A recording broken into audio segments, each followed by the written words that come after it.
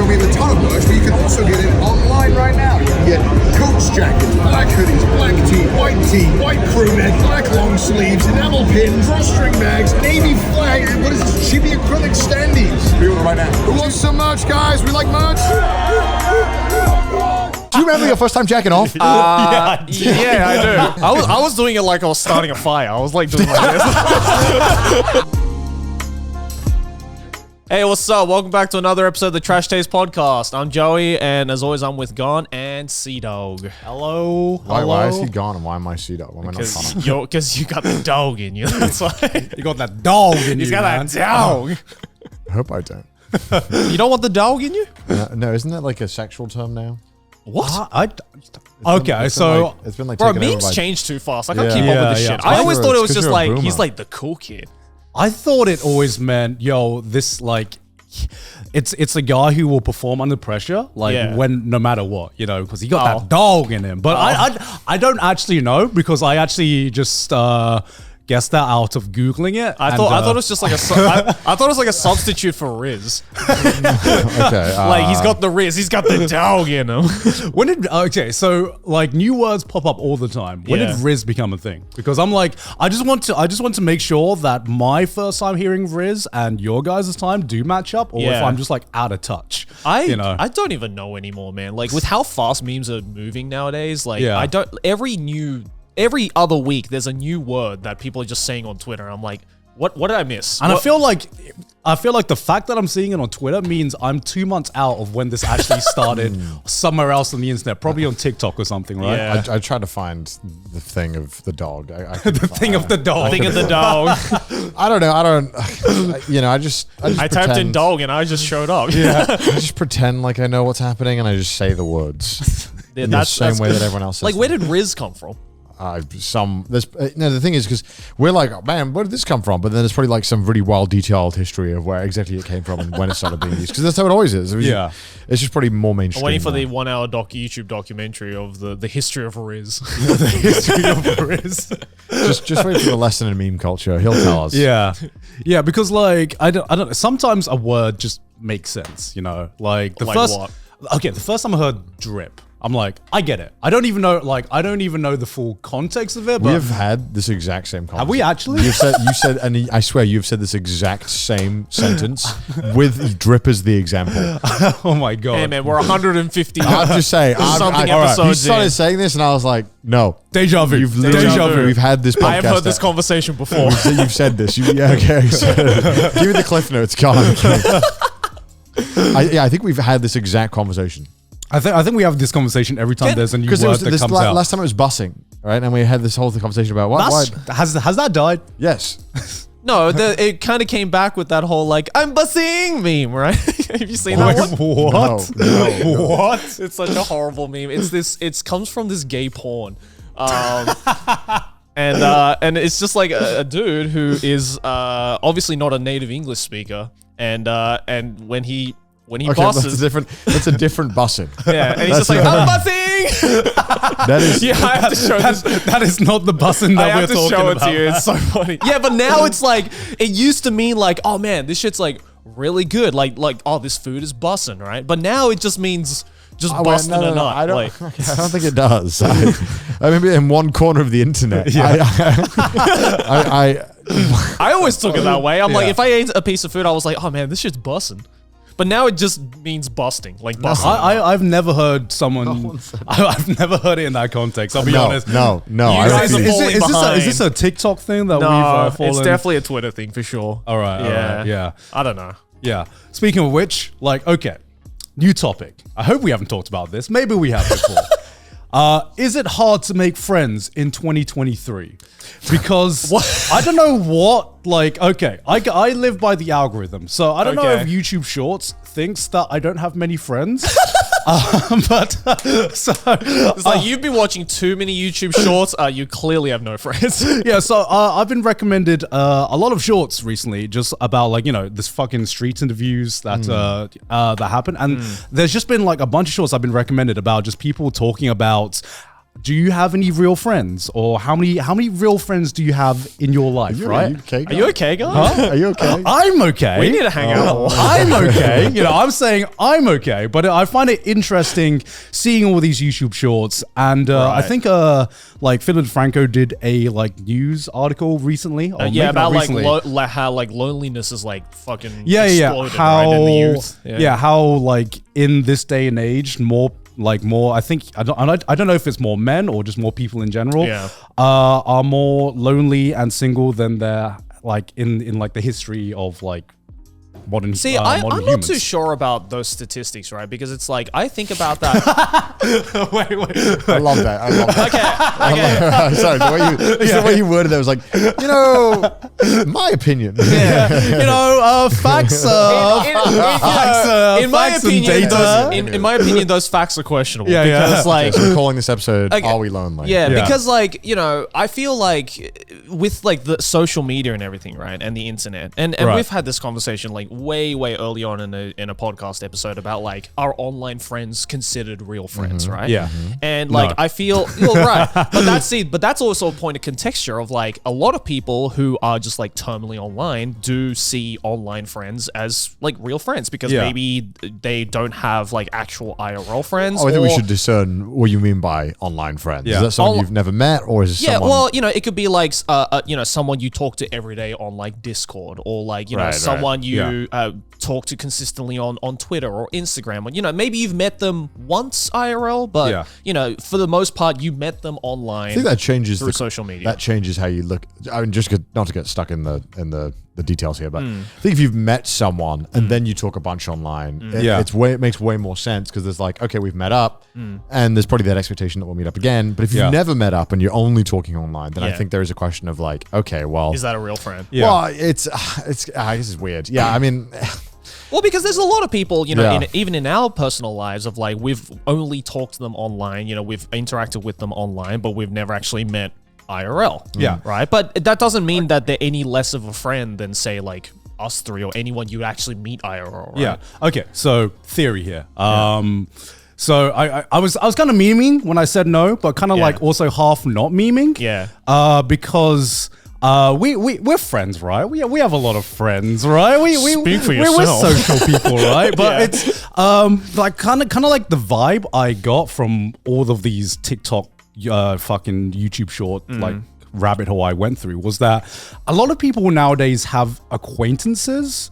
But there's very like the people that you would actually call like your real friends is like kind of like on the decline. Okay, And so then what is the border between a friend and an acquaintance? that's okay. That's the real question, right? That's the real question. How many people in your life would you actually consider like a real friend versus someone you hang out with, and where do you draw the distinction in that, right? And for me personally, at least, for me, it's someone that I can feel totally as an introvert, right?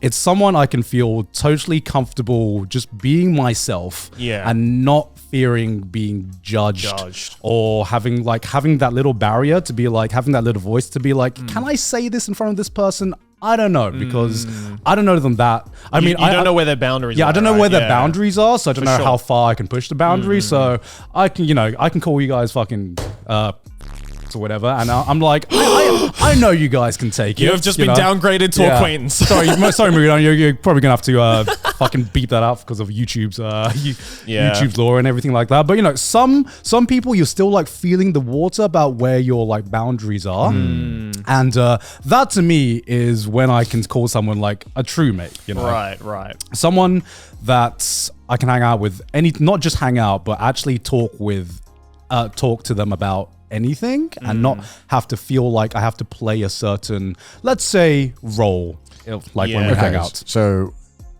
is there Okay, because often these surveys and stuff they ask not how many acquaintances, like how many friends you have, how many close friends do you have? Yes. Yeah. So that's the barrier? Would you say for you to be friends, and then what would a close friend be? Okay. Or do you consider all friends close friends? I consider all friends close friends. So how many friends would you say then you have? Because this is like a common question that you also get asked in these kind of surveys. Yeah. I would actually say I have quite a lot of friends that I consider myself close with. Okay. Stop bragging. I mean, okay, here's the thing. For example, everyone who I invited to my wedding is at least like, if not like a very, very close friend, someone that I consider very, very comfortable with. And I had you're in like the 40, 50 plus range. Yeah, I have damn. like, it's okay. So He's got the dog in him. but here's the thing. I feel like really, really lucky, but the reason, okay, so compared to a lot of other YouTubers and a lot of other Twitch streamers that I talk to online in the online space, I actually like I'm actually not too social on my, let's say, professional side. A lot of Twitch streamers are very, very close friends with their fellow streamers or YouTubers or something like that. And I am not someone who spends a lot of time speaking to a lot of other fellow creators unless they're fucking you guys, basically. And I realized part of the reason for that, part of the reason for that is just because I've kind of like, with the friends I have now, with the friends I have back home, abroad, and like the people I feel close to, I'm like at kind of like, not a cap, but it's hard. I'm friendshiped out. Yeah. You gotta line out. You're on the waiting line. It's hard to keep up with what everyone is doing. I do agree. you get what I mean? Sure. You only have so much time in a day, and if you're a close friend, I actually want to be a close friend to you as well, and that friendship takes effort. You know, it does. sure. It does take effort. I also think we have to acknowledge that we're in a very unique position where there are more people who, let's say, want to talk to us than necessarily maybe we want to talk to other people. Yeah. Not saying that like fans are friends or anything like that, but you know, there's always people kind of approaching us or we're meeting. So you always kind of like, even if it's work or not, you know, you always meet people.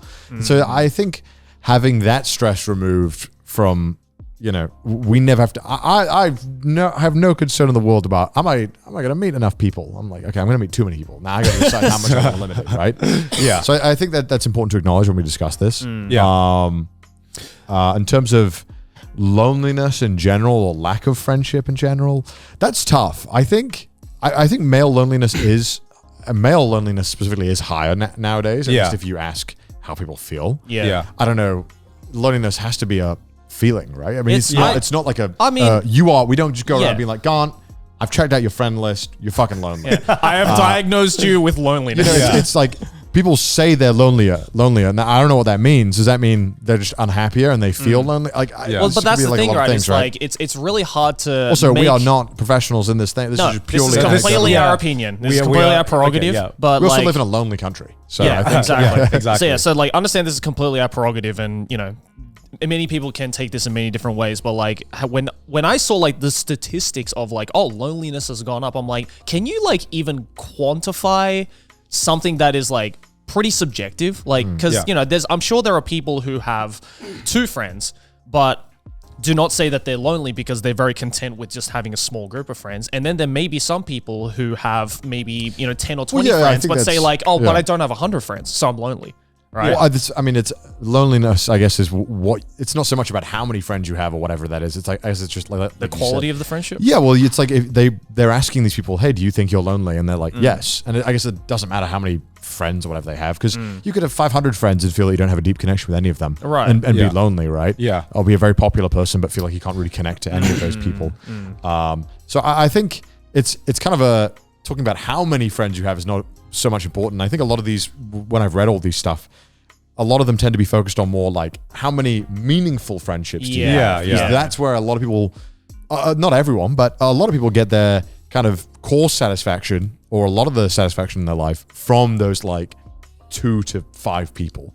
Who are like, these are the people you probably turn to the most about a lot of things. Yeah. And I think that's true for me as well. The more I think about it, I'm like, I often don't want to talk about all of my stuff to everyone. It's like there's probably a few people who I would talk to about certain things more often than not, right? Because you're like, I don't want to have to give everyone the fucking rundown every single time. You know what I mean? Like you just want someone who gets it. You're like, all right, let's talk, right? Yeah.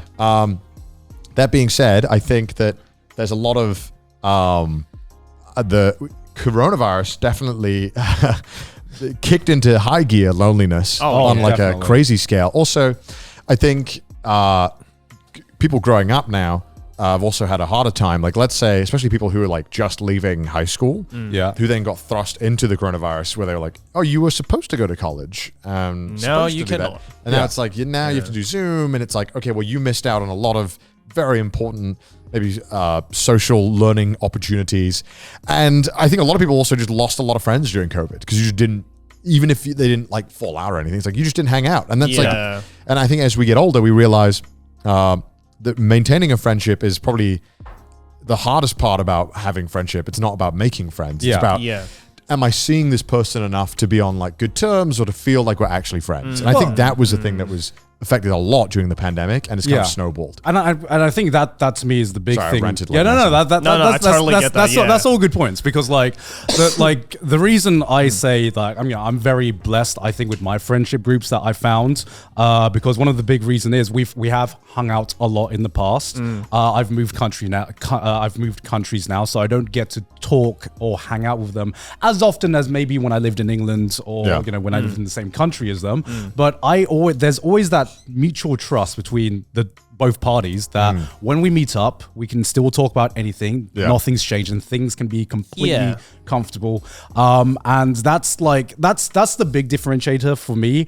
When I finally understood what it means to have like a lifetime friend, you know, because everyone has different fucking priorities. Everyone's doing different shit in their lives. You can't always be next to your friend or be hanging out every week. Everyone's adulting now. Everyone's adulting, right? And to me, an adult friendship is having that trust and respect for each other, that you can have the same connection, even if you haven't talked to each other for like a few months, even if we haven't seen each other for a year. Yeah. The moment you hang out, you're like, fuck. It's all the same. That's definitely for me my distinction between a friend and a good friend. Like, a good friend is someone that you can like not text or call or interact with for like months or even years at a time.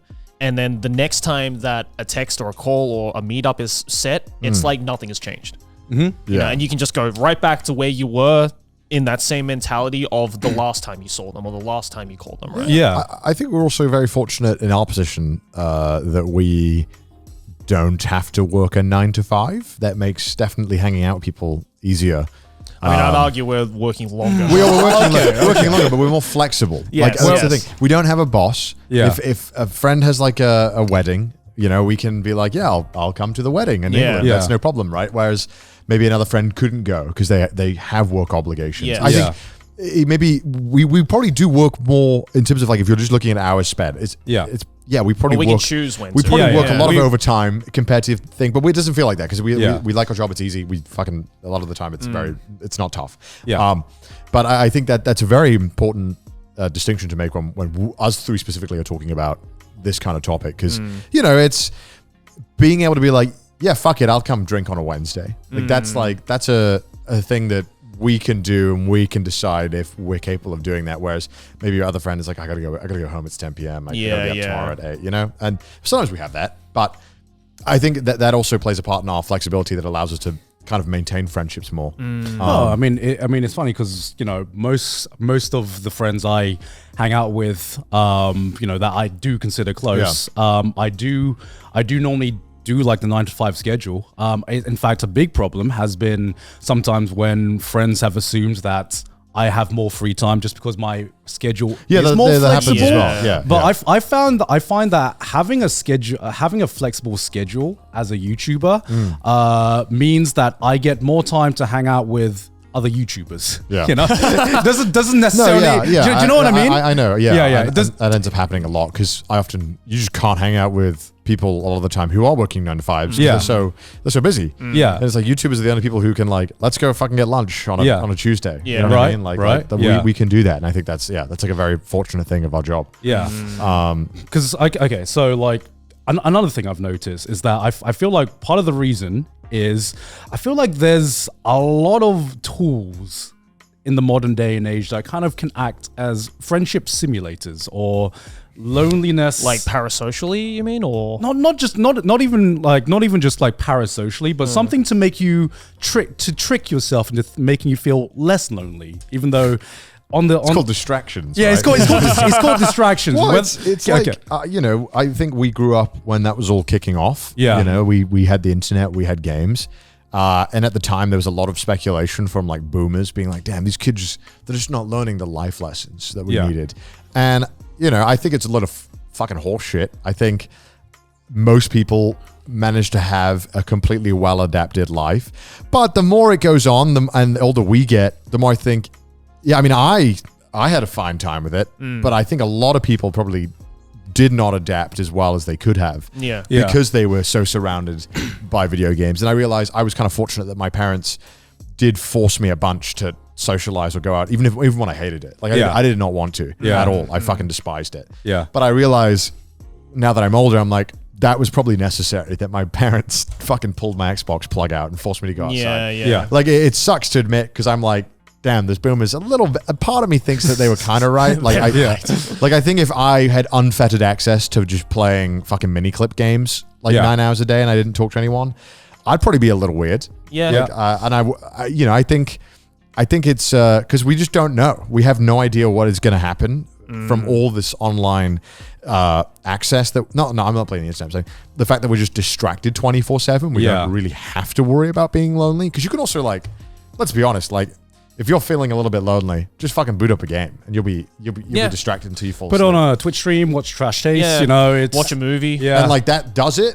for the most part, but then I guess after a while of that, it maybe that those emotions kind of creep in and be a bit too overwhelming, right? And then you're not prepared for it. It's just, I don't know. I find that we kind of we like adopted all this stuff and all this way of living, and we didn't really think about how it kind of affected us. And now even I'm like, you know, I'm watching shit. I'm like, man, I wish I just was hanging out with people instead.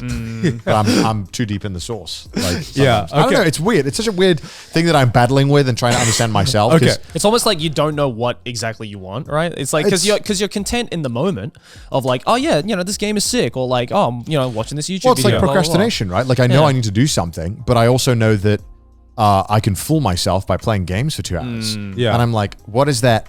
What is happening in my brain there where I'm able to do that? I'm able to like push that thing away and not worry about it. Because it's like I was watching these YouTube videos where people would, it was like a guy, I forgot the name of the channel. It's a really good video in general, this whole channel. He just basically just coaches people through their finances who just fucked up. Oh yes, I've seen that. And it's these people, you're watching them, you know, and they would like get into like really bad debt, and they would just keep making like really bad financial choices.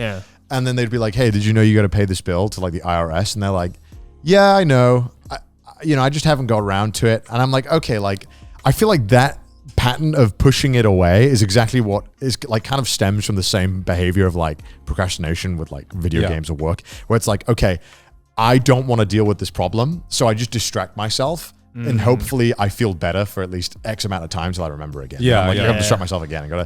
It reminded me of like the same kind of behavioral pattern, but just way bigger impacts on your life detrimentally. Than opposed to just procrastinating. I used to have such a bad problem with that when I was a kid. Like I always, like whenever my parents would ask me to do something, or I had like some like homework obligations, or, you know, some obligations I had as a kid, and, you know, I'd always have this bad habit of being like, I'll just do it tomorrow.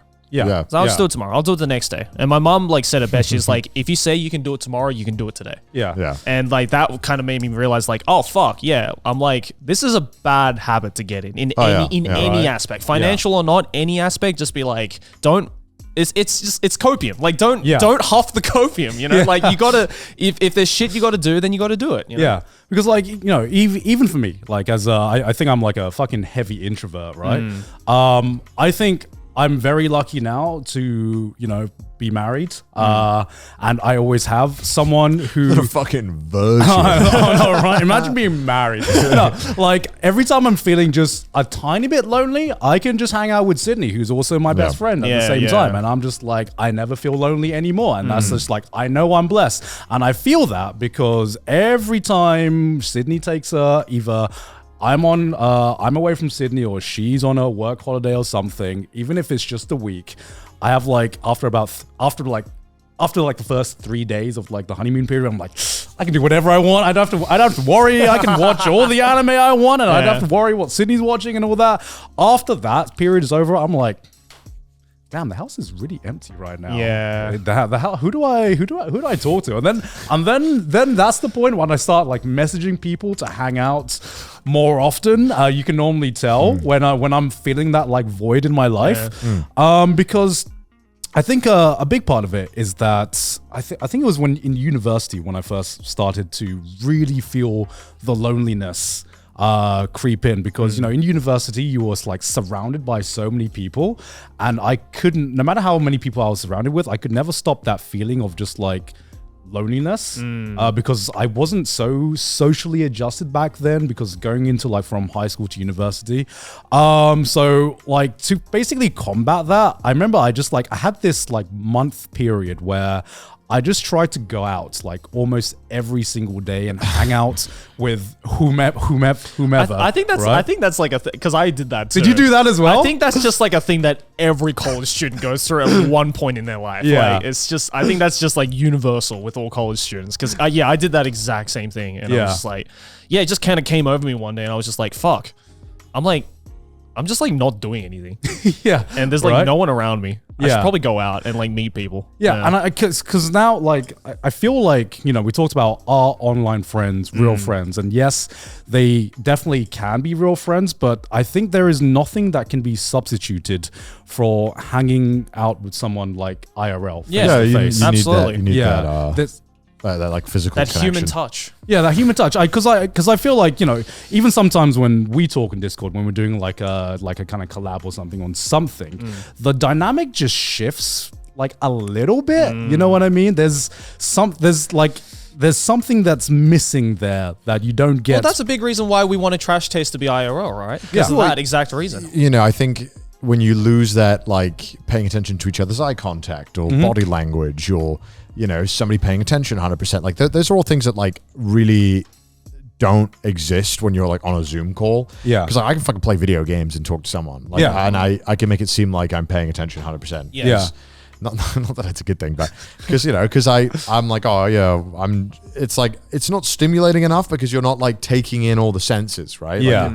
Like, I don't know. It's so necessary to have that, I think. I think eye contact's like such a massive thing. Yeah. Oh, Yeah. 100%. Remember during like the COVID times when you'd get on a call with a mate that you hadn't seen for a while, and then the camera would just be like on the side like that. You just see them. You look at each other looking at a screen and not looking at the camera, Yeah, right? yeah. And you were talking to each other, but it didn't feel like you were communicating with each other. I don't know what the word to use is, but there was a barrier there that I never like could get used to. No Like matter. they're hearing you, but they're not listening. Yeah. I'm like, are you like alt tab? Am I like second monitor like content right now? Are you fucking alt tabbing from YouTube right now? What are you doing, man? What are you doing? Yeah.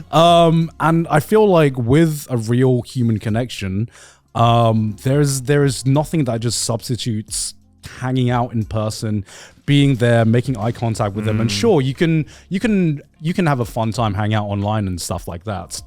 But I feel like if you never meet up in real life and once you meet up in real life, it's kind of hard to go back to online. That's what I've noticed as well. That's true. Yeah, I think that's why I find it so hard to do like collabs with other content creators when it's like online, because I've just gotten so used with Trash Taste now, and a lot of other content that we do where we are hanging out IRL, and it feels so much more genuine to me.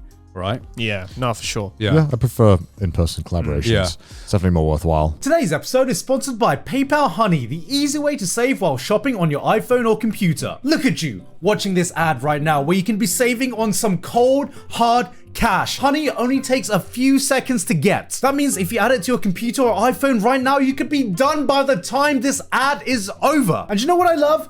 Getting things done quickly, and nothing works faster than Honey's deal finding abilities. Honey is a free shopping tool that scours the internet for promo codes and finds the best one it can find to your cart. Alright guys, the boys aren't here right now, so it's just gonna be me and you. What I want you to do is just close your eyes. Now just imagine you're shopping at one of your favorite websites. You're at the checkout, and what you see is the Honey button appears, and all you have to do is click apply coupons. You'll wait a few seconds as Honey searches for coupons that could work on that site, and you will watch as the prices drop. Unlike the other boys, I'm a real weeb. And what have I been doing recently? Reading manga, especially online manga. And I was surprised that Honey actually worked for manga sites as well. I saved a total of $10 buying a bunch of manga volumes online. And the best thing is, Honey doesn't only work on your desktop, it works on your iPhone as well. Just activate it on Safari and you will save on the go. Getting Honey only takes a few seconds, and by doing it, you'll be doing yourself a favor and supporting the show as well. So what are you waiting for? Get PayPal Honey today for free at joinhoney.com/trashtaste. That is joinhoney.com/trashtaste. Thank you very much to Honey for sponsoring this episode. Back to the video. Question to you guys. Oh, I haven't said that for a while. Question to you guys. Take that off the bingo card. How long's it been since I said that? All right. How much do you think first impressions actually matter? Depends on the scenario, honestly. Yeah. Depends on like situation we're in. Right. I mean, it's definitely important. I mean, there's a whole reason why, you know, everyone and their mother always says like, oh, you know, make sure your first impression is good because that could last your entire friendship if if they continue to pursue it and everything like that. But also, you know, I've had moments where I've met someone, the first impression wasn't, you know, the most like 10 out of 10 favorable thing ever, but like this guy right here. But, you know, eventually over time, you know, you give it the benefit of the doubt and, you know, you end up forming a very great friendship, right? So, and I've had complete opposite instances of like the first impression was like a 10 out of 10, like, oh yeah, I'm going to be friends with this person so hard. And then a couple of times after you kind of start to show the real side, I guess, because they didn't show it on their first impression, and then you're just like, oh, yeah, you're not really as cool as the first time I met you. Yeah. Okay. You know. Counter question then. Okay. To that question, because I feel like this is like the whole first impression thing is it's kind of like hinged on another way that at least I view conversation. Right. Is it like I feel like a friendship isn't like formed, or at least isn't like real, at least, let's say. I mean, your acquaintances in my mind until there's like some shared information there, like you both share things, and that it's like an equal sharing of maybe personal information, or not, you have to be like, here's my bank account details, or here's a deep dark secret. But it's like sharing of like maybe emotions that could be vulnerable, or maybe just kind of saying, hey, I trust you to this other person, and then they say it back. And it's like, I could hang out with someone for 10 times, and if I feel like I just still don't know them, or I don't know anything about them, it's like, it doesn't mean shit. But someone could overshare on the first time, and I'll be like, that's too much, because now I feel like you're too willing to share this. And so it's kind of like, how do you share information? And I've forgotten what my question was going to be. It was more going to be like, okay, how do you then judge what that first impression means? I guess. It's such a weird, complex way. I've actually got. Do you understand what I'm trying to say? I've actually got I kind of do understand what you're trying to say. Because I've had this exact same. It's like a dance of like, if the person's too closed off, you're like, well, we're not friends. But if they're too open, you're like, this is too much. And it's just like, how do you make the perfect first impression? Just read the room, kind of like balanced, right? And okay, so I've thought about this a lot, and my approach has changed, I guess, as I've gotten older.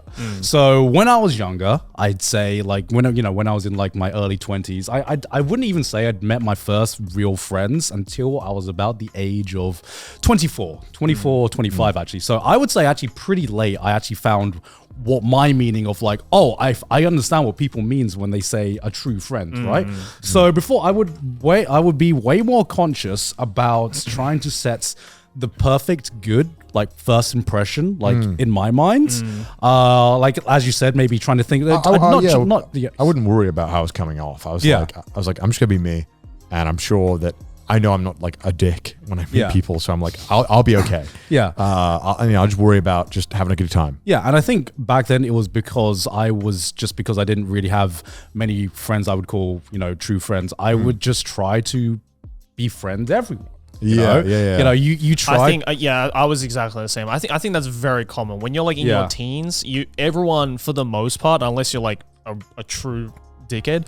Like, I think everyone just wants to be a people pleaser. Everyone wants everyone to like me. Yeah, right? exactly. So how do I do that? I give off a first impression that I kind of gauge, maybe this is the kind of person that this person wants to see in me. Exactly. Right?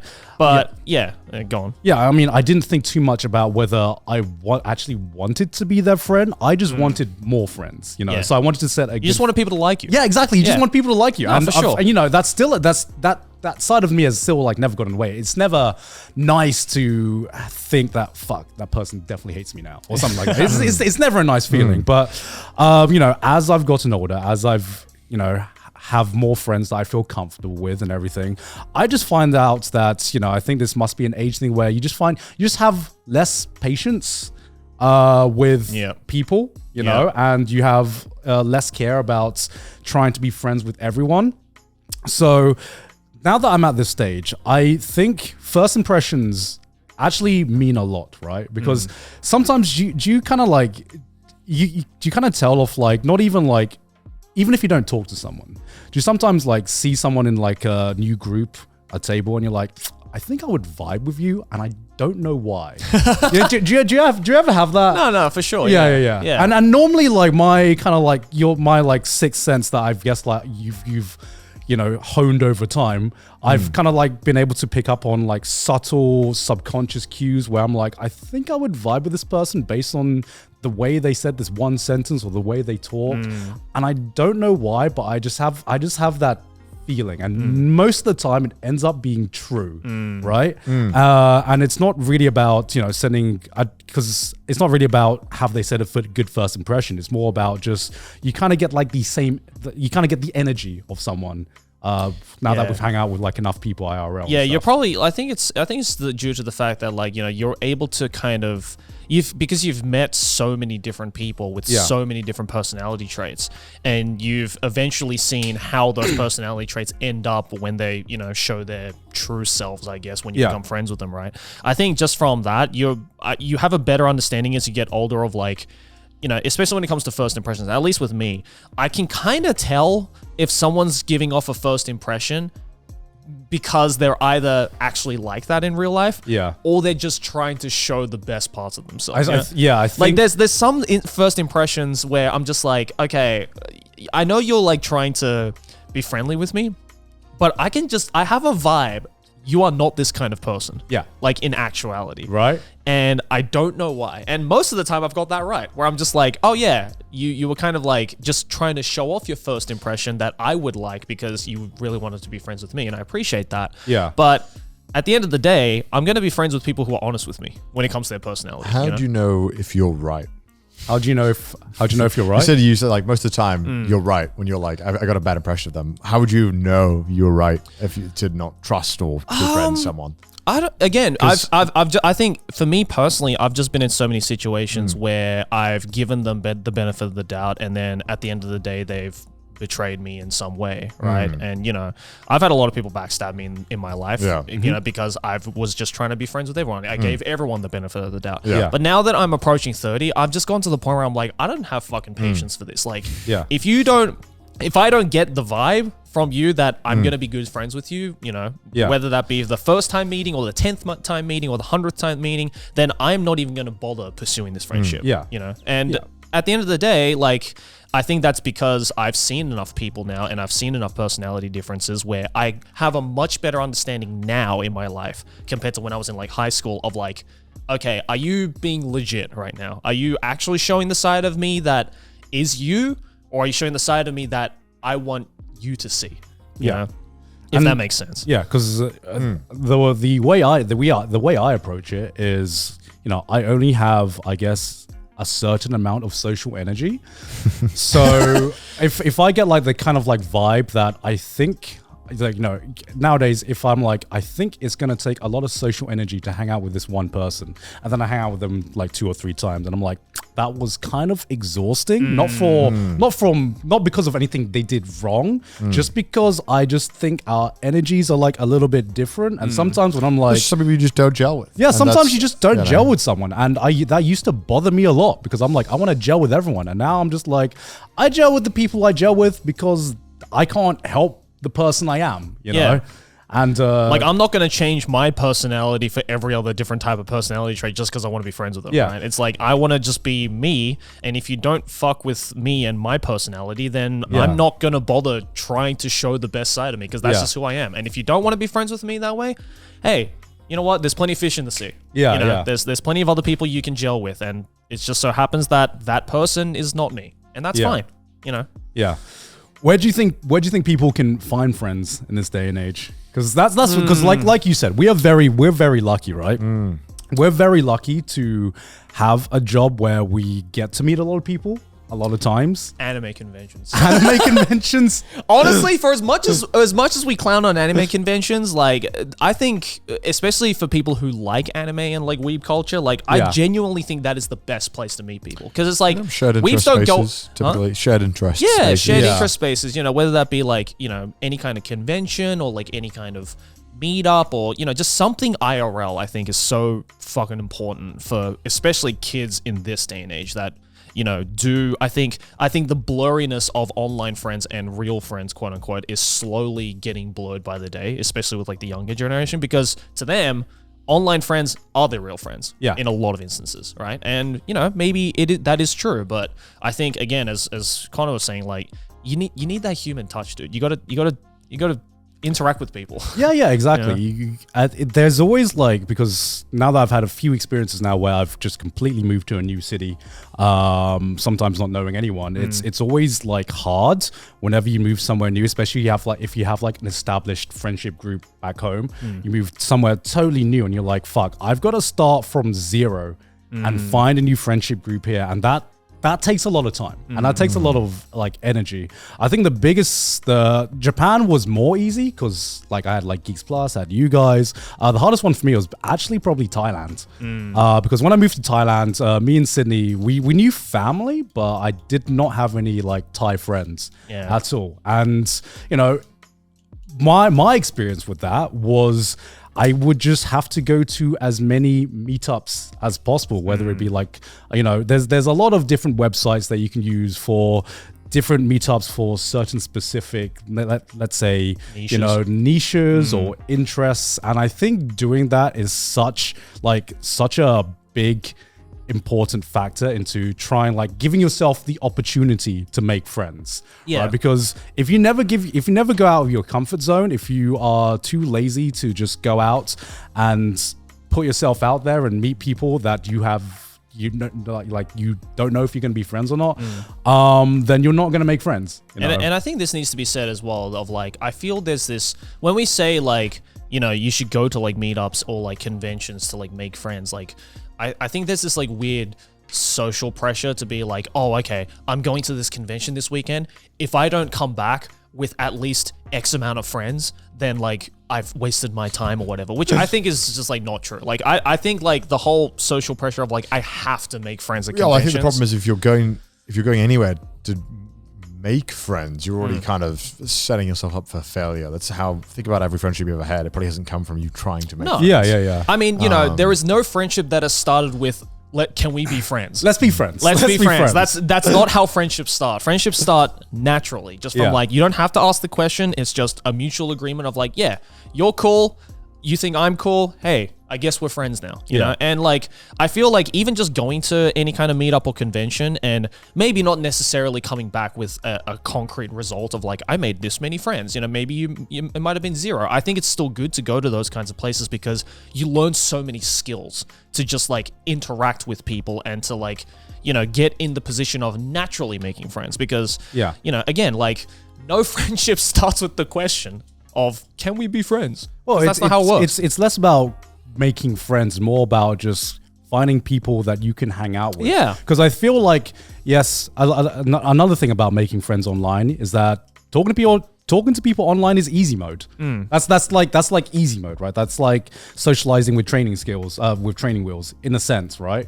Because, you know, when you're online, you can kind of like, if it's via text for one, then you can have the time to think about what you're gonna say. It's the equivalent to passing notes in a classroom. Yeah. That's not communicating. Yeah. And again, even if you're on call, you can be concentrating on something else, and it's just, you know, it's not always the same kind of like vibe as being there in real life. So yeah, I mean, I think I was firmly in that camp for a very long time. And then I guess just hanging out with Mouse has changed my opinion a lot on it. Cause I'm like, okay, well, here's somebody who just can't leave their house. Yeah. And it's like, okay, would I ever say that's not a real friendship? No, absolutely not. Yeah, so of course. it's like, then it's a situation of like, okay, well, is this just like how I view this entire situation? Was I wrong, or am I just bending the way I view it just for one case? I'm like, it's kind of weird because I think that it's a personal preference of each kind of person, like individual you meet. Like there are probably some people who you're fine talking to online, and there's probably some people who you're like, I don't really gel talking to you on Discord. Like I'd never want to fucking talk to you guys online on a call. Yeah, like I'm like, I hang out with you guys in person. I'm like, I don't want to fucking call you guys. Yeah. So I think it's a really odd distinction, and I don't know what that means or how that interacts with my beliefs, but just thought it was interesting. But that's what I mean. Like, I feel like because now those kinds of friendships are getting more common, especially among younger people. Like, I feel that line is slowly getting blurred to the point where it's like maybe online friends are becoming real friends, just based on different, like prerogatives, right? Like, in the case of like Mouse, like, she is an online friend, yes, but she is also your actual real friend as well, right? Yeah. So it's like, where's the distinction in that? I just think that if I had only had online friends up until that point, I would lose a lot of the ability to learn like what I think are important social skills. Like reading body language, reading, when I say something, did they react badly to that? Like knowing that, like those little cues, or making enough eye contact, and these are stuff that comes in handy when you're, if we're ever filming something and there's a crew and it's like, all right, let's, like you don't want to be a dick, like be nice to everyone. Like how do you socialize people in a meaningful way? And whenever I had jobs or whatever, I had to talk to people all the time, and it was like, if I didn't learn social skills before that, I would have been very, very unprepared for that and possibly have made a bad impression, or maybe I would have not been, wouldn't have got another job, et cetera, et cetera. A lot of the stuff, especially like voice acting and stuff, like that was all a lot of connections and making good impressions. And it's like, okay, a lot of the stuff you want to do probably requires you to have great social skills. And if the only experience you've had is via online, you might not be well prepared to then be in a situation in real life and be kind of left to your own social skills, because maybe you're just missing out on things you didn't even consider about, right? And it's tough because it's like, okay, well, how do you learn that? Because there's a lot of situations where, like, I think people have a lot more anxiety nowadays for a number of reasons, and it's like, how do you, if you're an anxious person, how do you learn those things? How do you push yourself to be to go out more and interact more? I don't know. For me, it was just trial by fire. Honestly, because I had massive social anxiety, and people might not believe me, but I was like that quiet kid. I was talking from experience, I was that fucking quiet kid in high school. I had like basically no friends.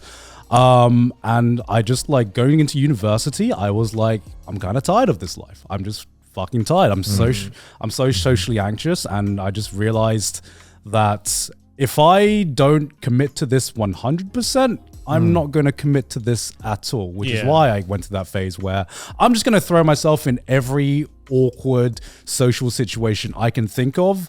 And there have been... there are so many different memories I have wiped from my mind because I was just... You have to fuck up. I was an awkward little shit, and sometimes I just stay awake at night and I just think about that one fucking party I went to, and I said that thing to that guy, and I'm just like, oh my God, why did I say that? I've thought about this so many times, and I've always said to people every time, like, people worry way more about how they're coming off than how you're coming off. Unless you say something fucked up, like, a lot of people are just more worried about how, like, again, what they're saying. So, like, a lot of the time when you've said something that maybe you thought was really cringe, they probably didn't even give a fuck. They were like, what? Yeah. I don't even know. Or maybe they thought it was funny. Yeah, or they like pretty much paid no mind to it. They were like, oh yeah, I guess you did do that one cringe thing, but I totally just didn't care. Like, you know what I mean? Like, I think it's easy to get in your own head with this kind of stuff, but also it's very, I guess you can't just be like, just don't be anxious, just do it. But I guess just get over it. I mean, the thing just is, don't be a botchy. Just go out. You have to go out there, and it sucks because everything can always be traced back to like when you're a kid and like did did you get the right experiences, or were you brought up in a family that encouraged that kind of stuff, or was your brain chemistry were you just born different? Like, was this something that you were gonna struggle with your entire life? Like, these are all valid questions. Okay, this is such a, we're going a bit off topic, I guess, but did you guys have birthday parties as kids, or did you go to other kids' birthday parties? Yeah, I did. But I mean, I was born in July, so I never got to have everyone turns up. It's just I get like 2 kids coming out. Yeah, because everyone's on. Mine was always on school holidays, so I always had a birthday party.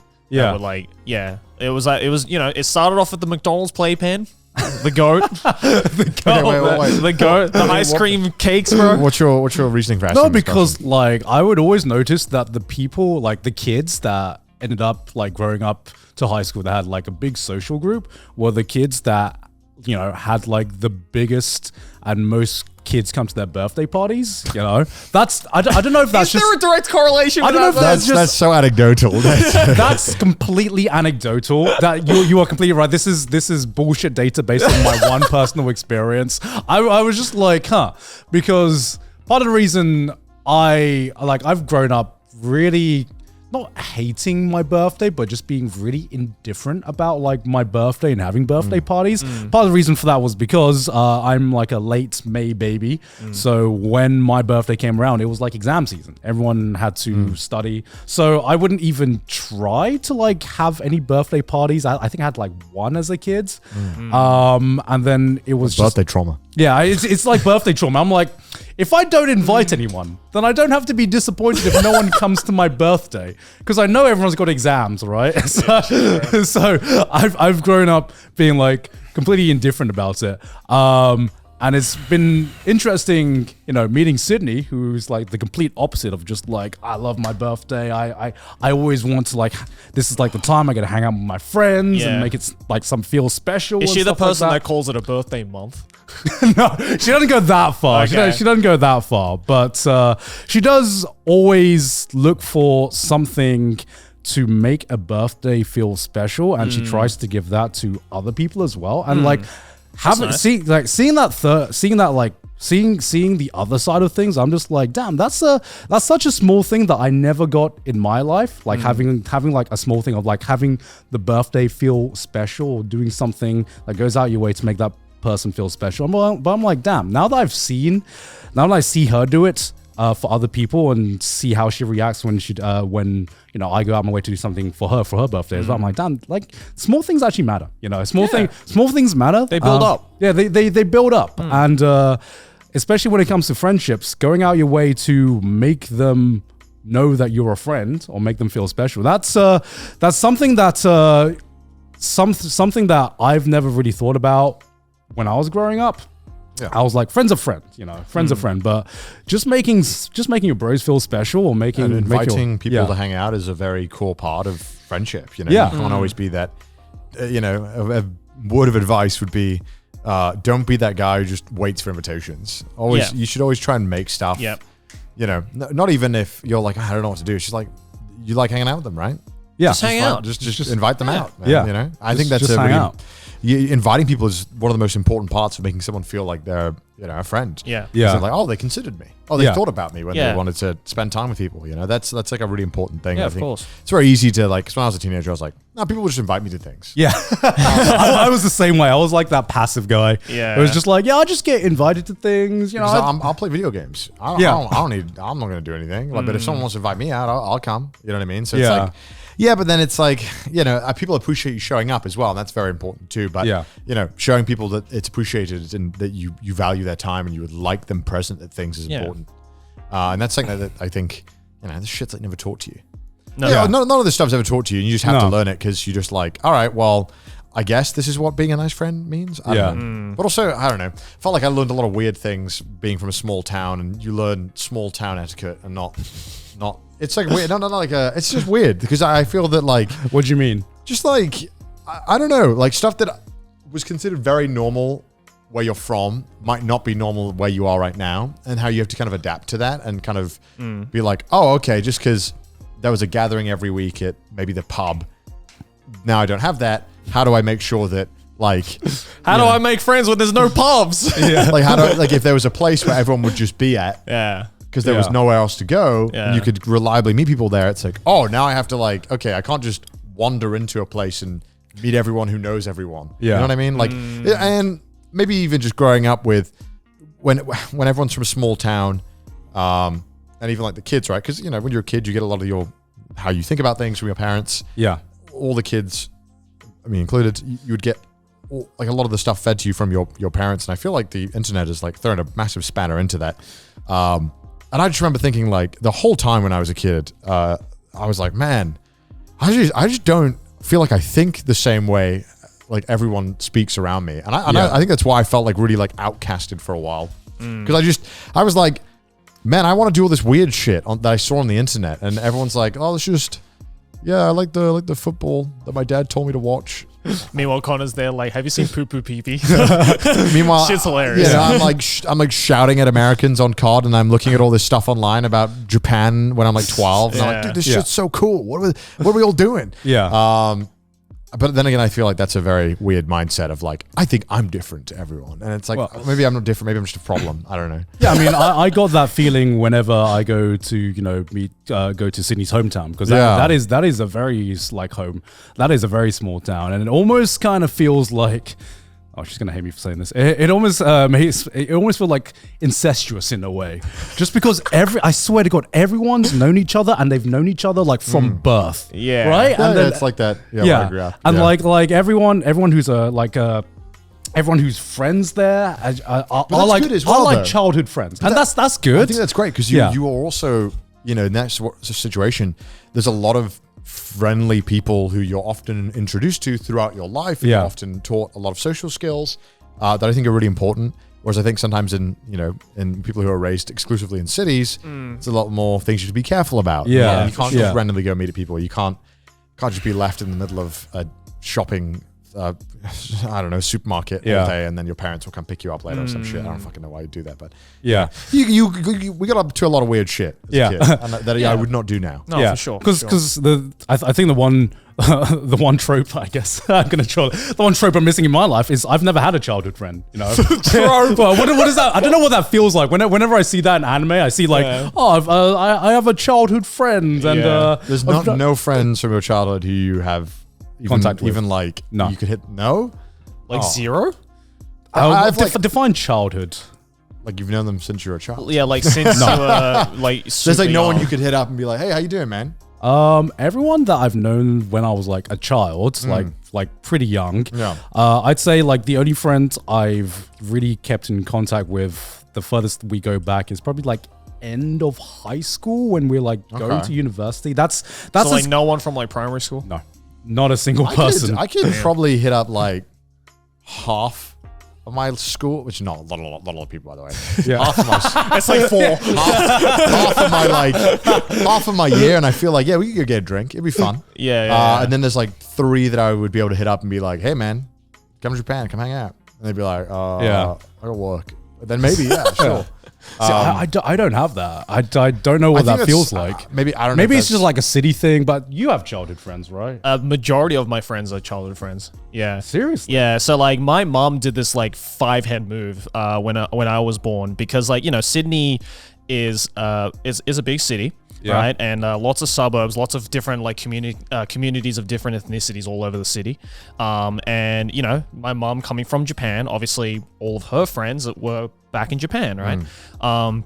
So she found, when I was born, she found this like mothers group that just consisted of Japanese mums with like non-Japanese husbands. So basically like Hafu kids, right? And you got the Hafu group. That makes more sense. And my mom went, oh, this is perfect because I can make Japanese friends who live in Sydney as well, and they all have Hafu kids that my kids could be friends with as well. So my mom would basically take me and my sister to these like these Japanese mum gatherings, and I would meet all of these fucking half Japanese kids who were like pretty much the same age as me, maybe give or take a couple of years.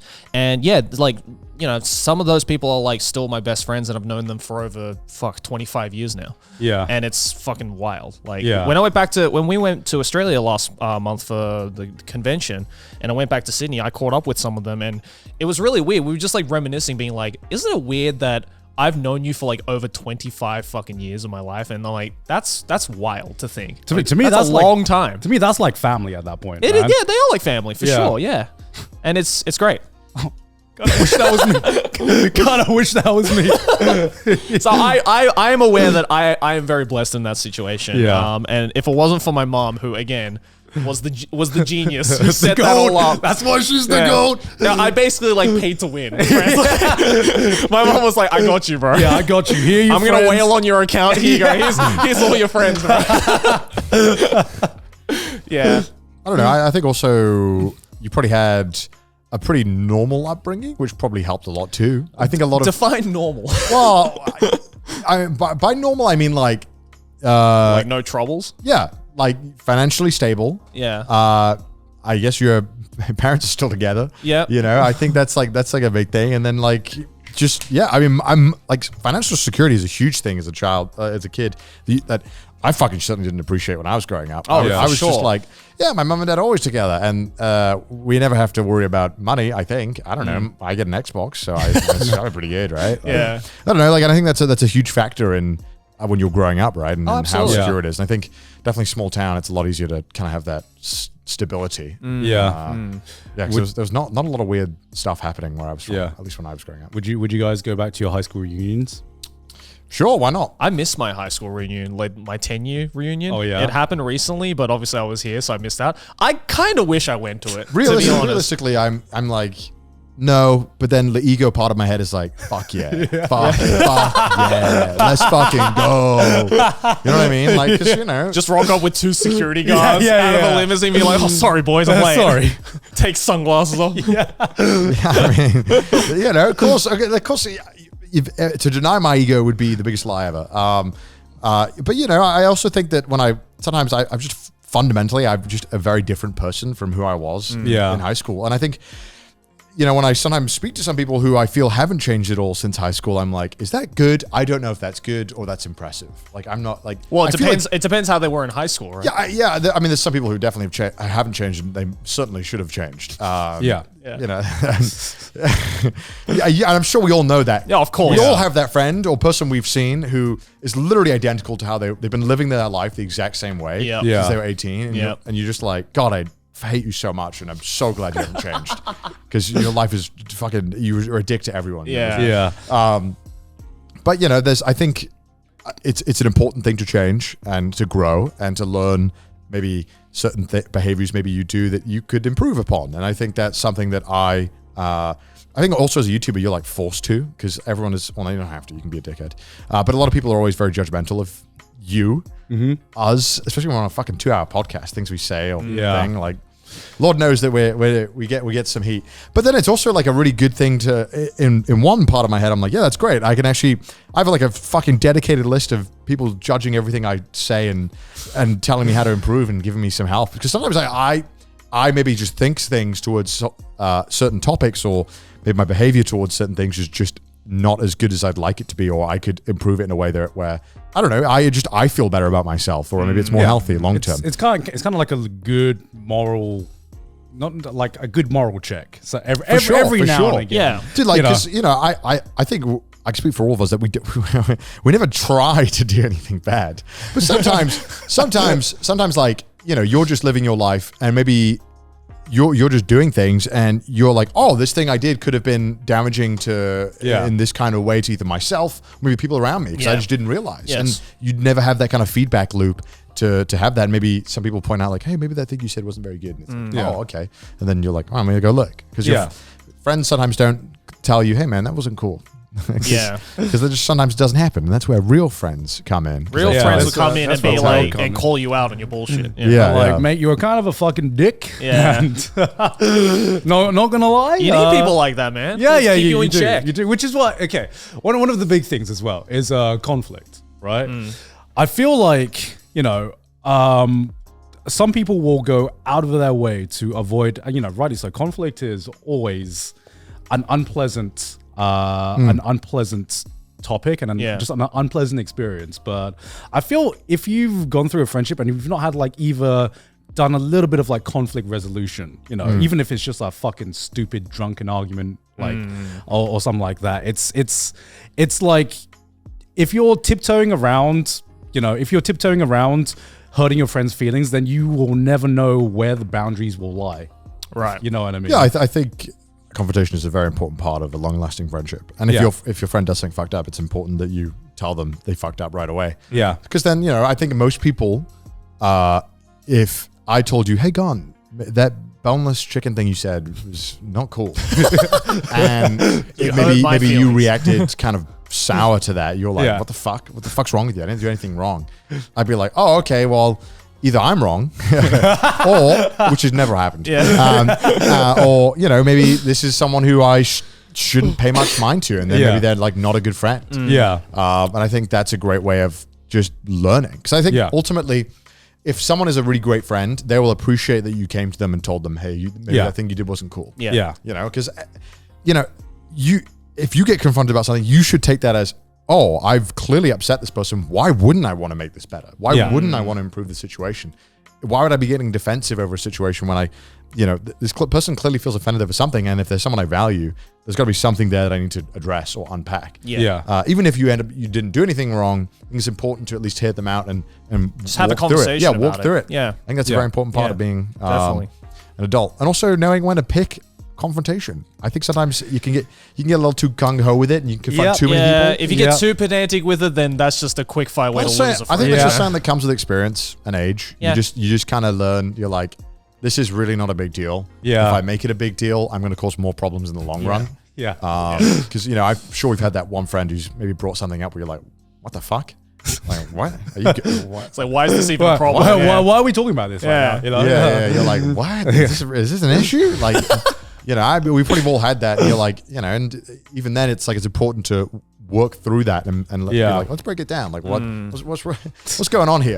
Most of the time, it's not the actual problem. Most of the time, it's something else. It's something else that's a deeper problem. They're using that as a crux to kick off the conversation. You're like, there is this problem. By the way, here's the real issue. Let's talk about it. Let's unpack that. Are you good, man? Are you good? And normally, most of the time when that happens, there is something not good that they might not be aware of, that you're like, okay, that's the real problem. Now we know the root of the problem. That's okay. I get it now. I get it. For sure. Some people just need to talk about their feelings and shit. Some people just need to vent. And okay, so I had that I'm that kind of I had this awful, I don't know if it's an awful personality trait, but it is the way just my mind works. Whenever sometimes someone would come to me with a problem, my gut reaction would be like, let's fix it. And then it took me age to realize some people just need to vent about their day. They're not looking for a solution. They're not looking for a solution. A lot of people just want to have someone listen. They don't want answers. They don't want you to suggest how to improve it. They're just like, please just hear me out. They just need you to go, that's rough, buddy. And then end of conversation. Because my engineering mind would be like, all right, I've heard the problem.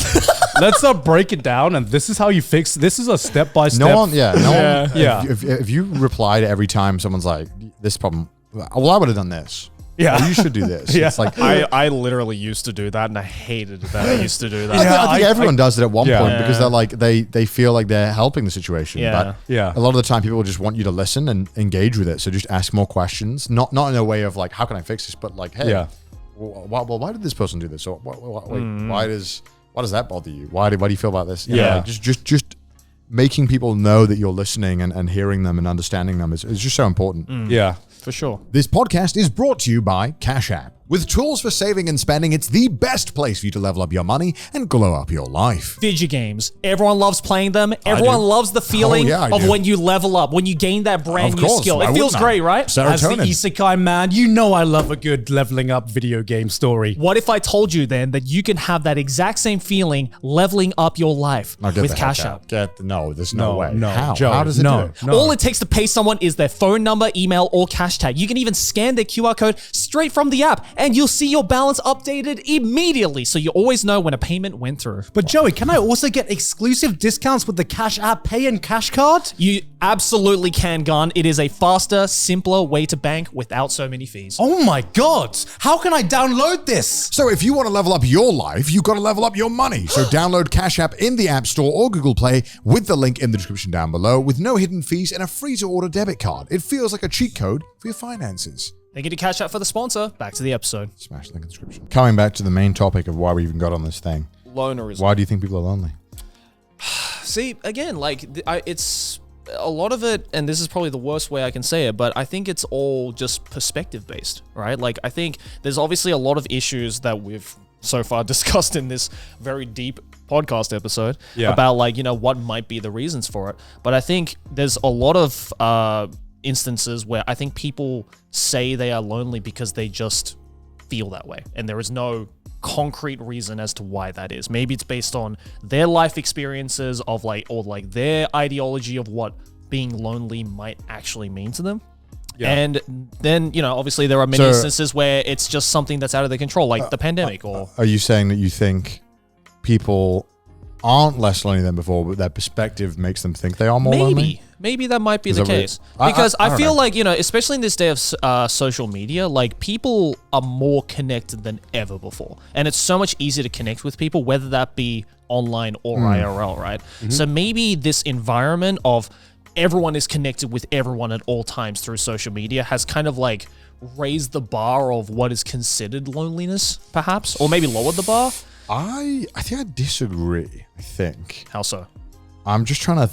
I heard the tough. words you said, and I'm trying to get them in my brain. I'm processing. I'm hearing the words, and I think I disagree. Yeah, I'm pretty sure I disagree. It's a really tough topic to, like, you know, get a full concrete answer to. I think on, like, I think people are lonelier, and it's not like a perspective thing. I think people just are lonelier, and I don't think it's like because people think they're more lonely or whatever. I just think people actually just are more lonely. Right.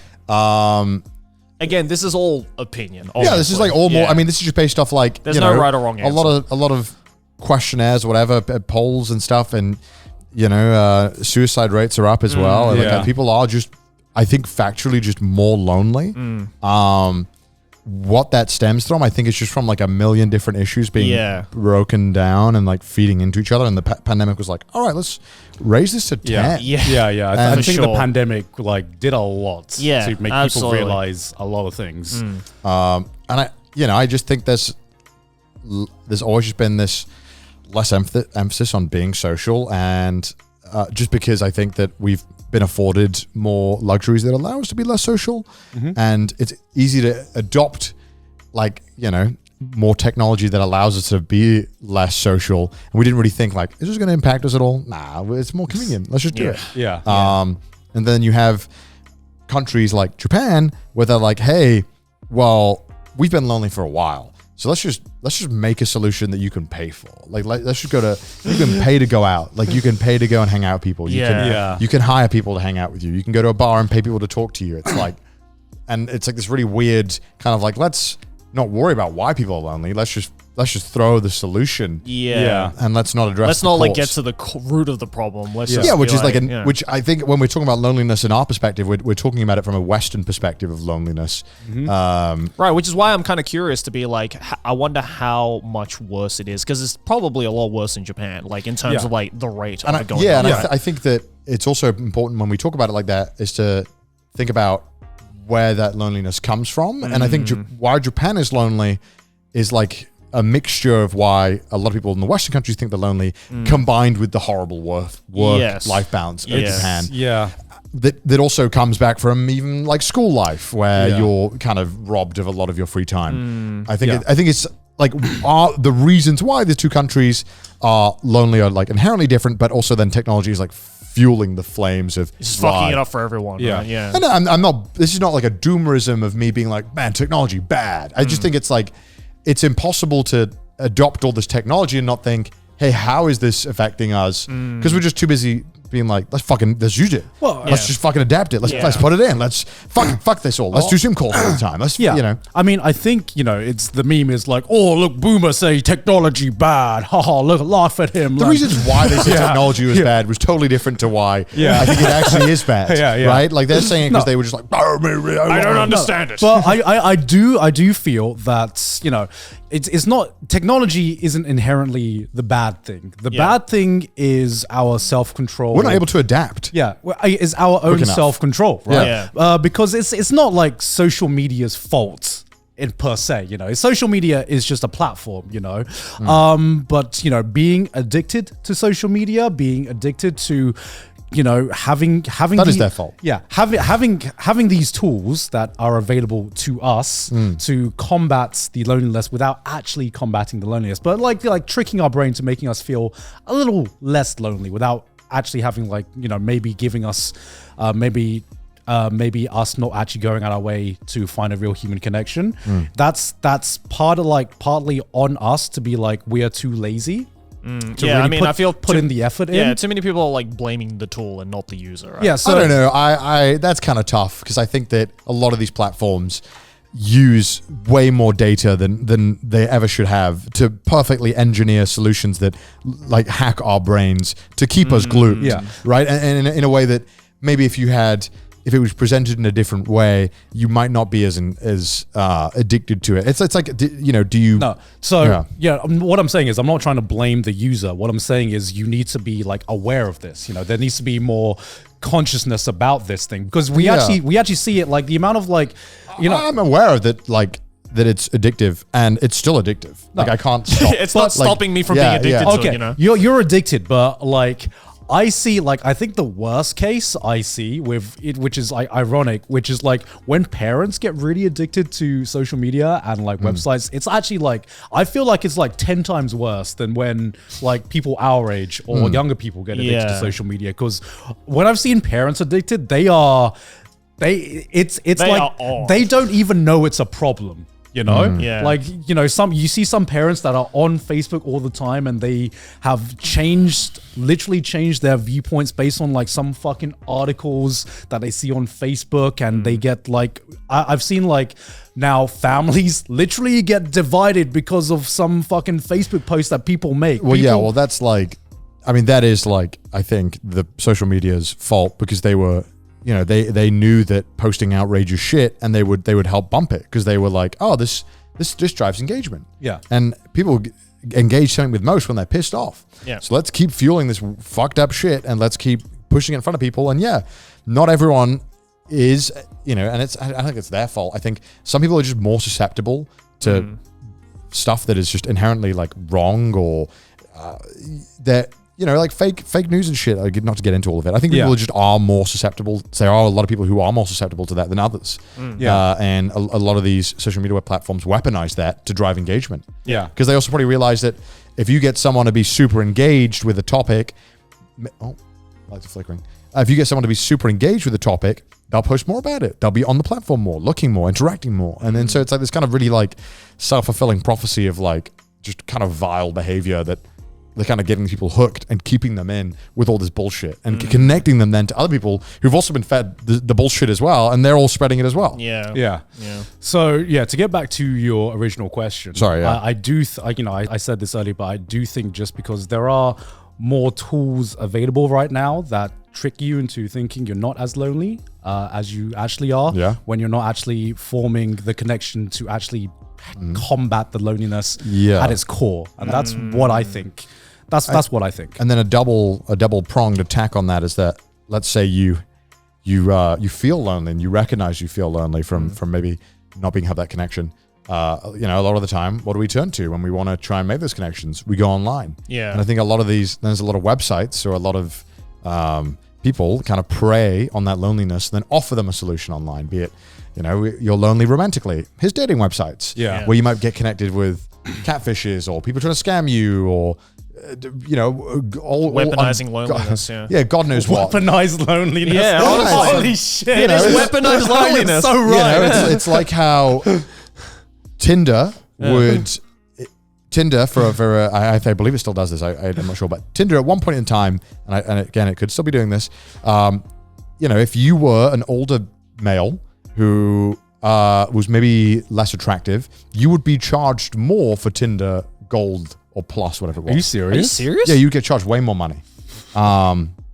Fucking hell. And then you can look this up, Kai, but they were basically like, depending on how in demand your profile was, you would be charged a different amount. Yeah. And then they would be like, oh, you're not getting matched as much. There's this thing called a super like, or you could pay at one point on Tinder to be the top profile for 2 hours, which then they'd be like, we promise you more matches. It's only $30 to do this, but you might meet the love of your life. What's $30, Yeah. And so they would kind of weaponize your loneliness. And I think that not blaming the platforms is, I fully blame the platforms for the predatory behavior they got away with doing. Like Tinder should have never ever been able to do that. Like the fact that they were able to charging you more because you're Argo? User data to then weaponize and target people who they knew were lonely and were desperate, and be like, hey, I know you're lonely and desperate and you're ugly as fuck and no one wants to love you, and you're never going to get married or find someone because we determined that no one likes you. You can pay to win. Yeah, but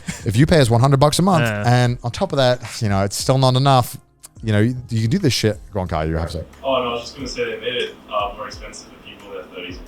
Yeah, so it's more expensive people who are undesirable. Wow. Ageist. Damn. It's this, I fell off, man. and that's like that's an obnoxious kind of look at what they're doing, right? And that's an easy thing to point to. But I think that a lot of the platforms are doing stuff like this where they are targeting people who they know are more lonely and more likely to spend or more likely to give them screen time, and they use that. And I think that's something that is like something that is just so hard to address, that is very hard to, and that in a political sense is also really hard to get any meaningful change done, because they also hold a lot of power, and we also rely on these platforms a lot. Yeah. And it's it's like if you were Googling how to make friends, Google then starts serving you ads about, hey, meetups near you, just pay $10 to join the platform or stuff like that. And it's like they're monetizing. In your area. Yeah, or maybe it's like you get targeted on Instagram by fake accounts from like catfishes. Like obviously that's like the lowest of the low, and that's hardly anything sophisticated. But there's just people always willing to take advantage of you, and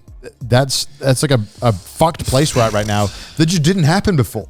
Like my fucking parents didn't have to worry about someone trying to fucking sign up to a dating website and charge them fuck ton of money, or didn't have to worry about if they had enough friends. It was like, no, you just make friends. There's so many friends you could make, and you don't have to worry about being catfished or this kind of shit. Yeah. You know what I mean? Like there's just so much weird shit that we're so quick to like sweep under the rug and not address because it maybe doesn't apply to us. And I don't know. It's very frustrating because I think that God, how did boomers do it? People lose empathy. People lose so much empathy towards other people when they're in a good position. Yeah, for sure. It's so easy for you, when you have friends, to blame people who don't have friends. Like, you blame them. You're like, no, you're completely at fault for not having friends. And it's like maybe you weren't set up right, and then maybe you were given no chances in life to make friends, and you were never given a good chance from your parents set you up to fail, and then on top of that, everyone's taking advantage of you, and then maybe the people who were in place to help you just failed you in every way. Maybe your people, like teachers or people who should have been there to be able to help you, have just failed you. And I think there's a lot of, it's just frustrating that people aren't empathetic towards that. And it's easy to sensationalize people who are fucked up and who have caused their own problems. Be like, look at these guys; they're causing everything wrong in their own life. Yeah. So everyone else must be like that as well, right? Yeah. We demonize people a lot because we like. I think people who are doing well, like we're doing well. It's very easy to be like, well, we did it. It's all us. Just make friends. It's we solved all of our own problems. Okay. And it's such a bag of like, it's so tough because I do think that we, as individuals, we are very proactive, and we have definitely taken opportunities to try and give ourselves the best chances. Yes. But also we were very lucky in a lot of senses as well, I think. Okay. But I guess you're like I'm going off such a big tangent. you're making like such great points. There's so much like I could throw at this, and it's like I think about this stuff a lot, and it's so hard because it's so hard to determine what's tangential and what's important. For me, it's less of a. For me, it's okay. So my kind of like, this is like just like my personal philosophy, right? For me, it's less of a look at all these people. They're obviously not putting in enough like effort in, obviously technology companies, like you said, are definitely predatory, especially when it comes to just hacking our fucking brain. Oh yeah, Yeah. for sure. Yeah, yeah. What I'm trying to what my approach to pretty much everything in life is I can only control what I can control, which is like myself. So my kind of whole philosophy is less of like when I have a problem in my life, I kind of try to approach a problem of what can I do to change myself, because I can't guarantee that I can change the world to fit into like my boundaries, but everyone is born with different circumstances, with different like advantages, disadvantages, and you can't always control that. So my personal philosophy has always been, what can I control in my life to make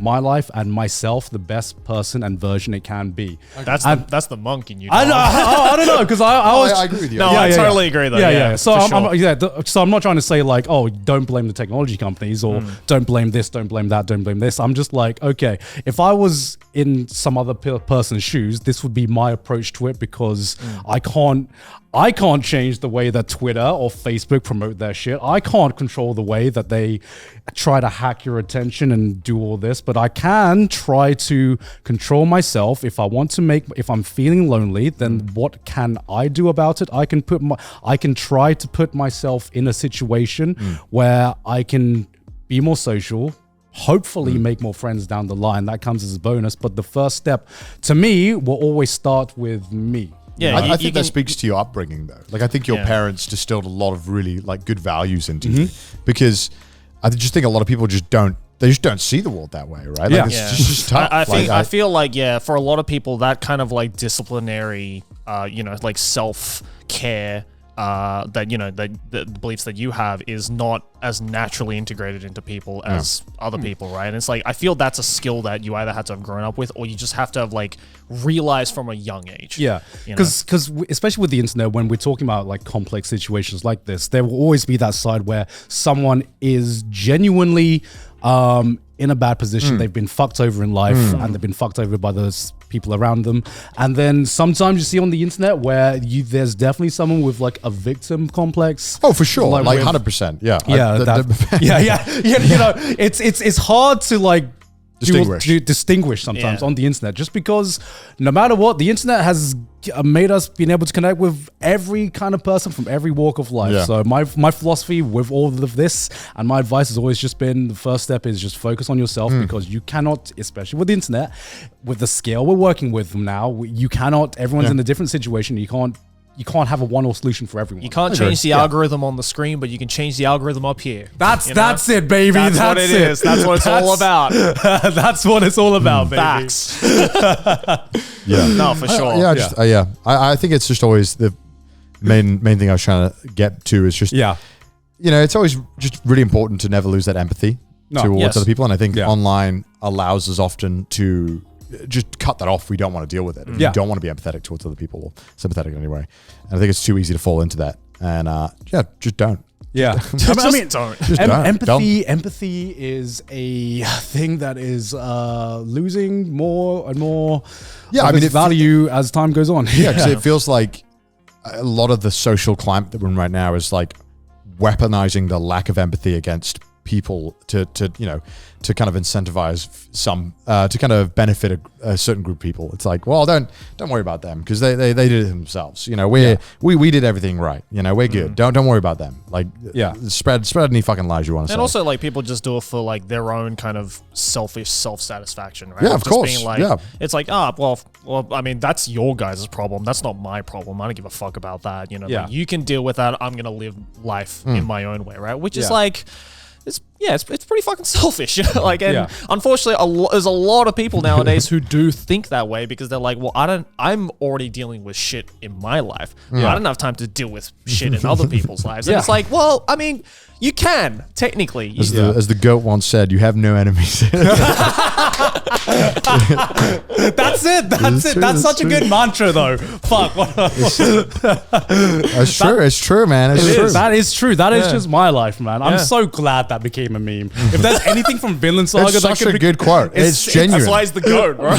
motherfuckers who have no enemies, man. That's what the internet needs right now, man. That's probably like my favorite meme that's come out in like the past year. So good.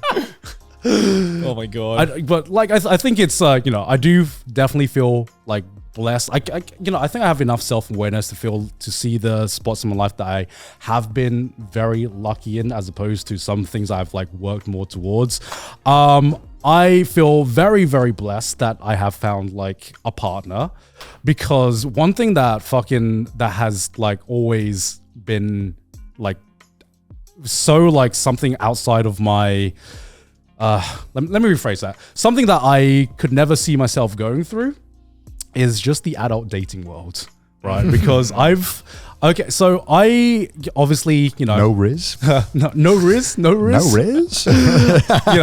I was lucky enough to meet Sydney at a time in my life before I entered like the whole professional kind of dating world. Yeah. Professional. I'm a ranked data. I'm ranked. What I mean by that is when you are a fucking working adult and you have to manage your time and your love life. Yeah. For me, like I managed to meet like all my previous partners through kind of like more, let's say, not natural but more Hobbies. Yeah, it wasn't like a when you didn't have a 9 to 5. Yeah, when I didn't have a 9 to 5, Yeah. it felt more. There's a word that's Natural? Organic? Organic, that's it. Yeah. In a more organic way than just going on an app and being like, we are going to meet for a date at this time and see if we're romantically interested in each Yeah. other, I'd never had a meaningful connection from anyone I've met on like Tinder or anything. Right. Yeah. Just because I just never, I don't know why. I think It's I just very went rare, yeah. I just went into it. I was like, oh, it's just Tinder, innit? I just never like considered it like It's just that. Tinder. I don't know. I mean, that's something that was probably going in my brain where I was like, this is just not. I just don't see this as serious. Yeah. Yeah. I mean, I doubt the majority of people who use that website do take it serious, to be honest. I mean, there are some instances where like, there are some. I have a friend from high school who met his girlfriend on Tinder and now I they're married. firmly believe you can. And, Yeah. Tinder loves to fucking use that story whenever they can. Yeah, yeah, If they yeah. find out someone married It's like, from this Tinder- could be you. Yeah, but and then I never ever went near those fucking, because some people on like those really serious dating websites where it's like you would have to answer like a 900-part survey and answer how Like the farmers circumference of your only, balls yeah. and stuff, and your exact. I have a mate who's on those types of websites. And it's like that's, I don't know, to me that's too much. I'm like, that's like, now you're trying to gamify something that can't be gamified. Right. Yeah. Like there is no X equals Y here. It's like you kind of vibe with someone, just figure it out, man. I'm farming love points right now. But that also comes back to like a societal pressure of like, we're always taught you have to be in a relationship, yada, yada, yada. You have to Yeah. get with someone. It's like, I don't know, who the fuck cares? Yeah. And it's like, that's tough though, because sometimes people, even when they know they shouldn't be, they feel societal pressure. They just do. And it's impossible for them to somehow get out of that. I don't give a fuck. Okay. Is there a difference between a need to finding like a partner and horniness? like okay. Okay, what do you mean? obvious- Okay, break down that question. So for me. as in, break like, down that- is there a okay. difference between wanting to find like a partner for life, like marriage Yeah. and kids and family, or just like a one-night stand? Okay, so Okay, so that's so so how so like Is so that like what you're this- asking? No, so this survey, okay, so this survey that Phil said, right? It was like more men feel single and lonely. It's not just Right. lonely; it's single and lonely, Right, right? right. So are they? What does that mean? Does that mean that they? It means they have no riz. Does that mean that they need more riz, or does that mean that they are missing a partner in life that's they? It's probably both. I think you can be in a relationship and be lonely. Yes. 100%. Yeah. Yes. On the flip side, I believe you can be in a relationship and be horny as well. It's just,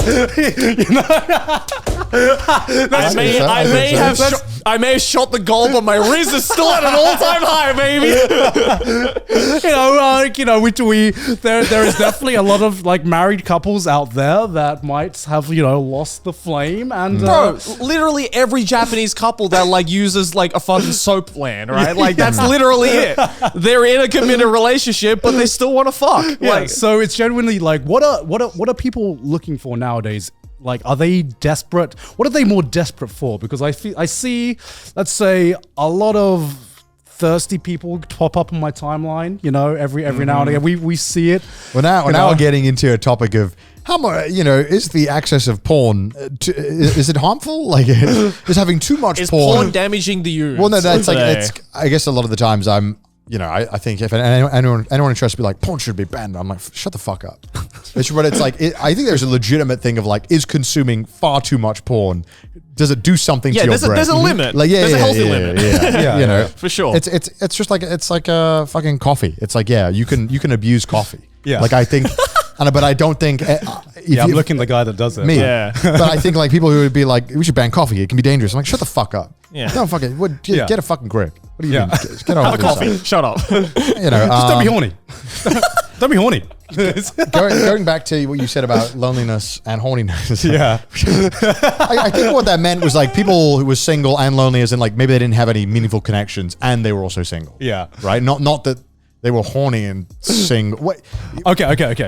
What are you asking? Because I think As in, they were getting no bitches in every sense of the word. So you can like, okay, gonna go. Okay, so let's say this is so stupid. Okay, we're here. Let's discuss. Let's say you're one of those guys that identified yourself as single and lonely. Okay. What were you more desperate to look for? What void were you trying to fill? Were you trying to fill the horny void, or were you trying to fill the connection void? Well, I think a lot of people mistakenly assume that you fill both with the same thing.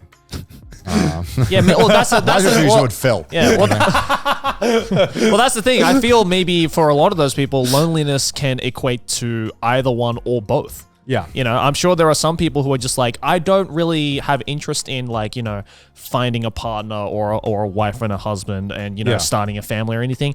I just want someone who's there for me to, maybe fulfill my sexual, you know, frustrations or, you know, like maybe lack thereof any kind of human connection in that sense. Yeah. And then I'm sure there are some people who are like, yeah, I'm kind of done sleeping around. I just want to find someone that I can just love for the rest of my life and start a family with, right? Yeah, because like in my life, I have known like a few guys as well who, you know, they would, their top priority wasn't so much finding let's say a real like relationship or like a partner. They just wanted to find anyone, you know, and it's like just some like a partner just to like fill that void of not having a partner there. Yeah. And it was less of like, is there a real connection there?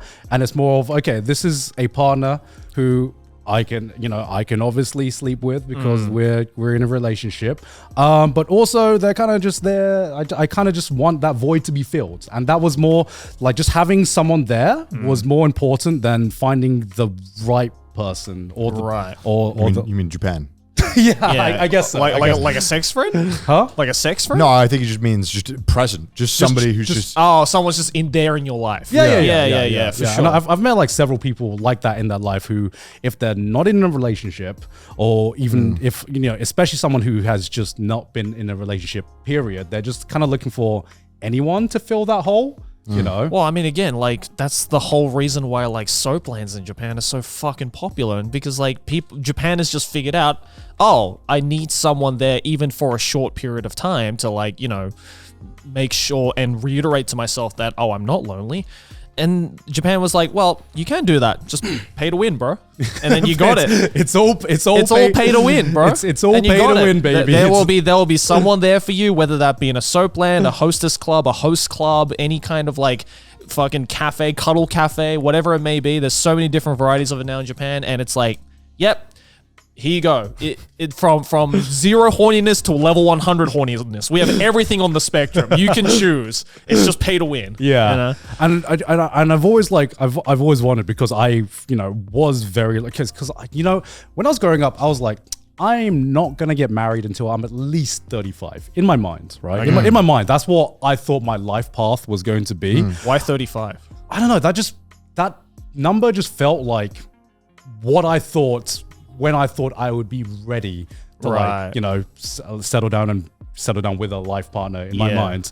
And life doesn't always go the way you think it's going to go. No. I thought I was going to meet my life partner way later in life and, have way more time before I actually, tied the knot. But I ended up meeting Sydney way earlier than when I thought I would. And I have, I found someone that feels everything I've wanted to in a partner. So, that's where I recognize I'm very blessed. So, because I didn't have to go through the, Tinder phase or just like the phase where the date game, the date game where I'm working, but also have to like try to find time to find love in my life. And that's why I asked the question, because I've never been through that stage in my life. I'm like, what do people look for? Are they more looking for? Are they looking for a real human connection, or are they horny? And do they just want to fuck? And they want to fuck, which is totally fair. I'm a guy as well. I get horny as well. I fucking get it. It's like it's more of like a genuine question.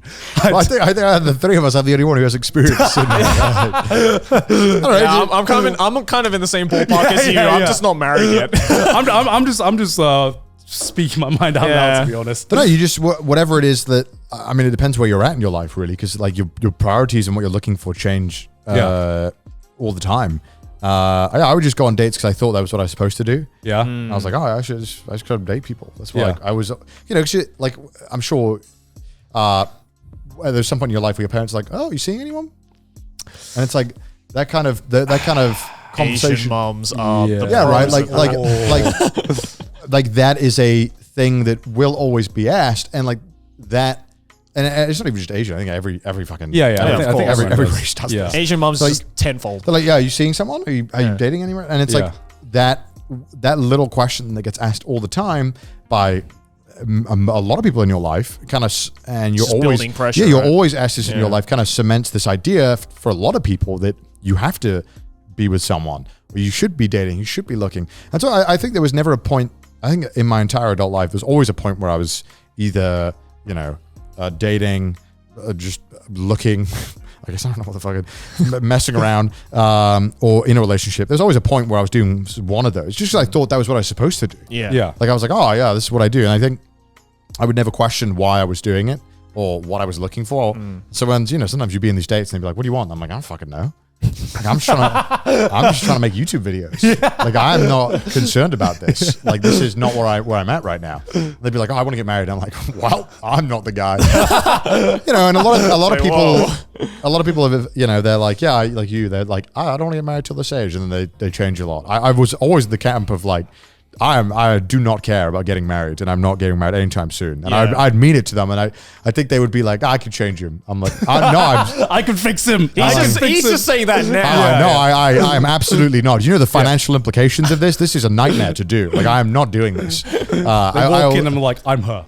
Yeah, and it's like I think why people date is always different. Like I think a lot of people also.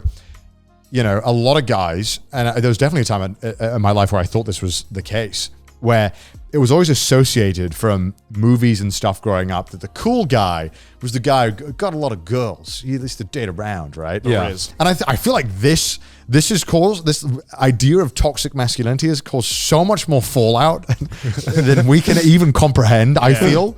Because I realized I caught myself kind of falling into that trap of thinking that way. Yeah. And I feel like I'm a pretty self-aware guy, and I was like, God, this. And then you look online, I feel like this is where a lot of incel kind of like rhetoric has come from, this kind of stuff. And I feel like this idea has caused so many fucking problems. And you've probably met guys now, like you've mentioned to this day, who still have that idea of I should look around, I should date as many girls as possible, because that's cool. That's what a cool guy does. Yeah, double standard, right? Yeah. And like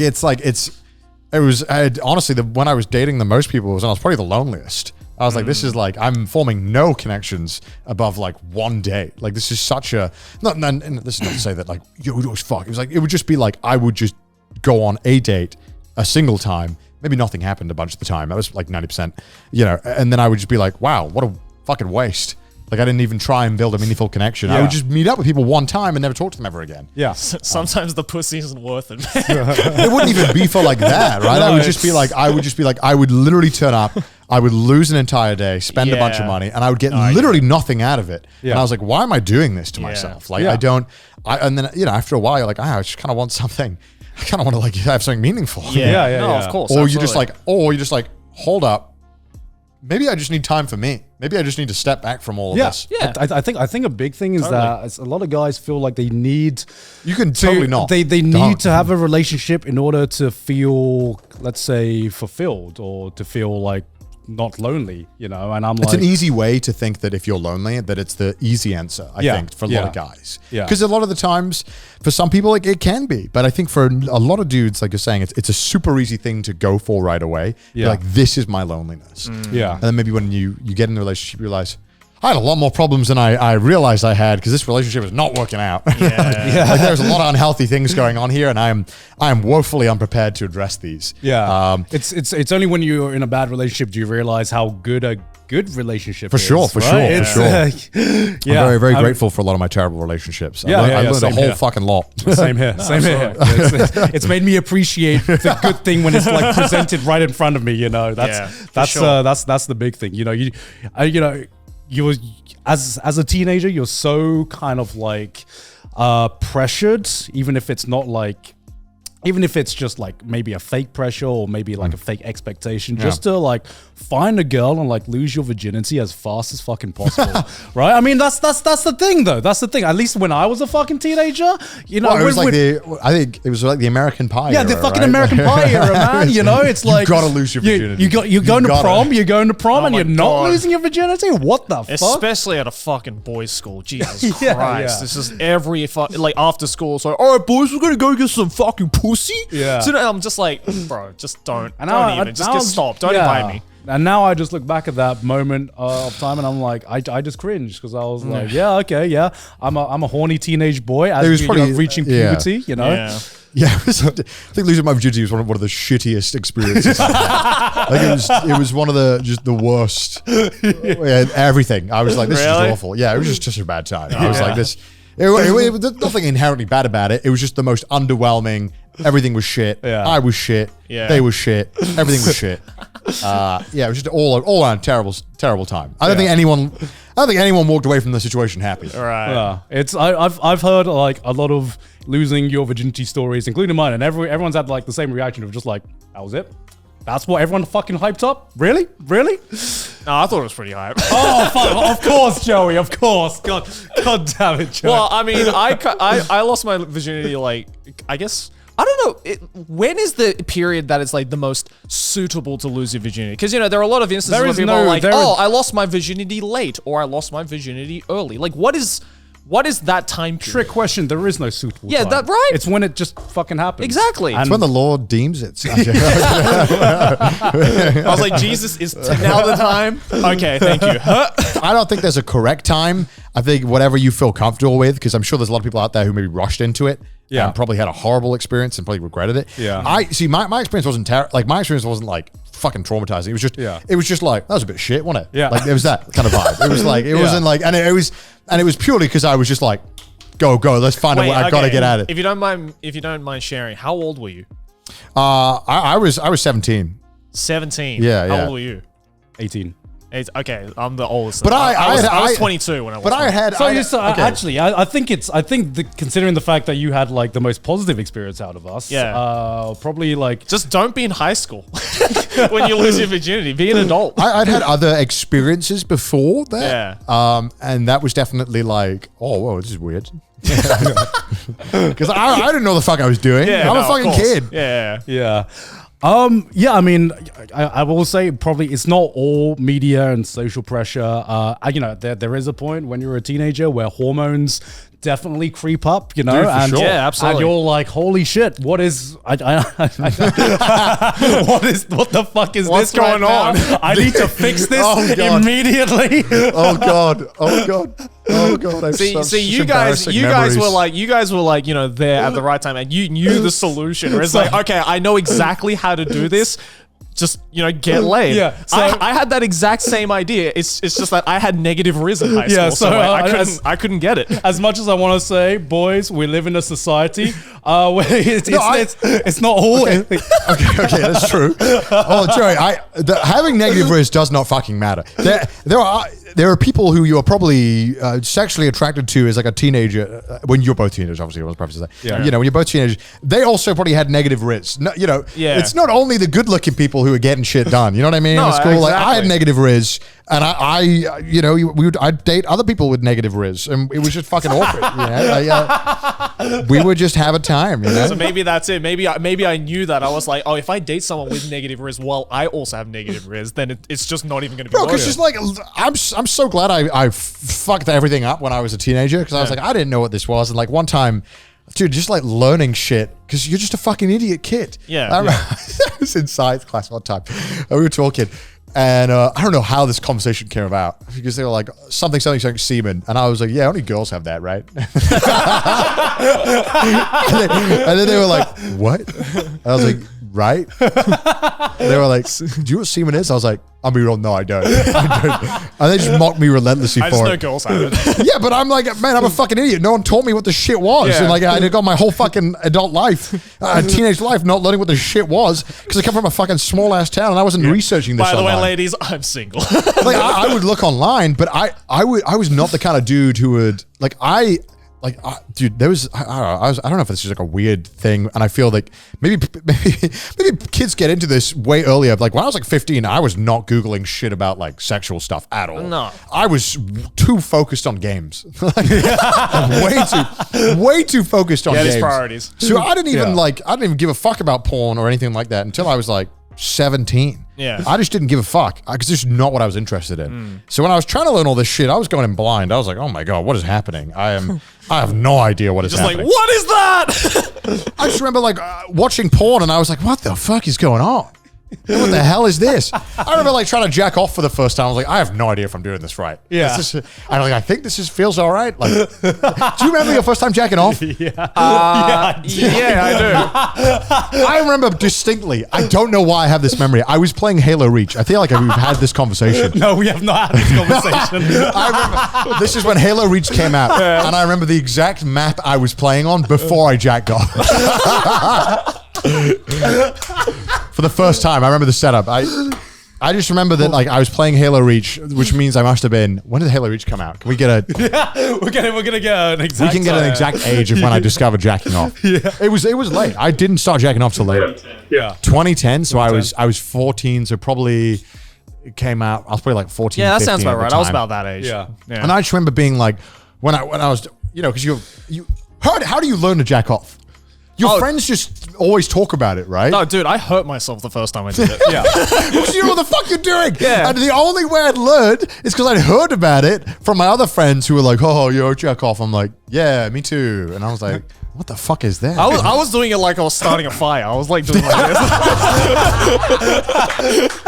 Because I was like, I know you have to do something, but I was just like, I'll just fucking do this. Yeah, I just remember And I was like, this hurts. I'm gonna go Bear Grylls. Yeah, I was just like,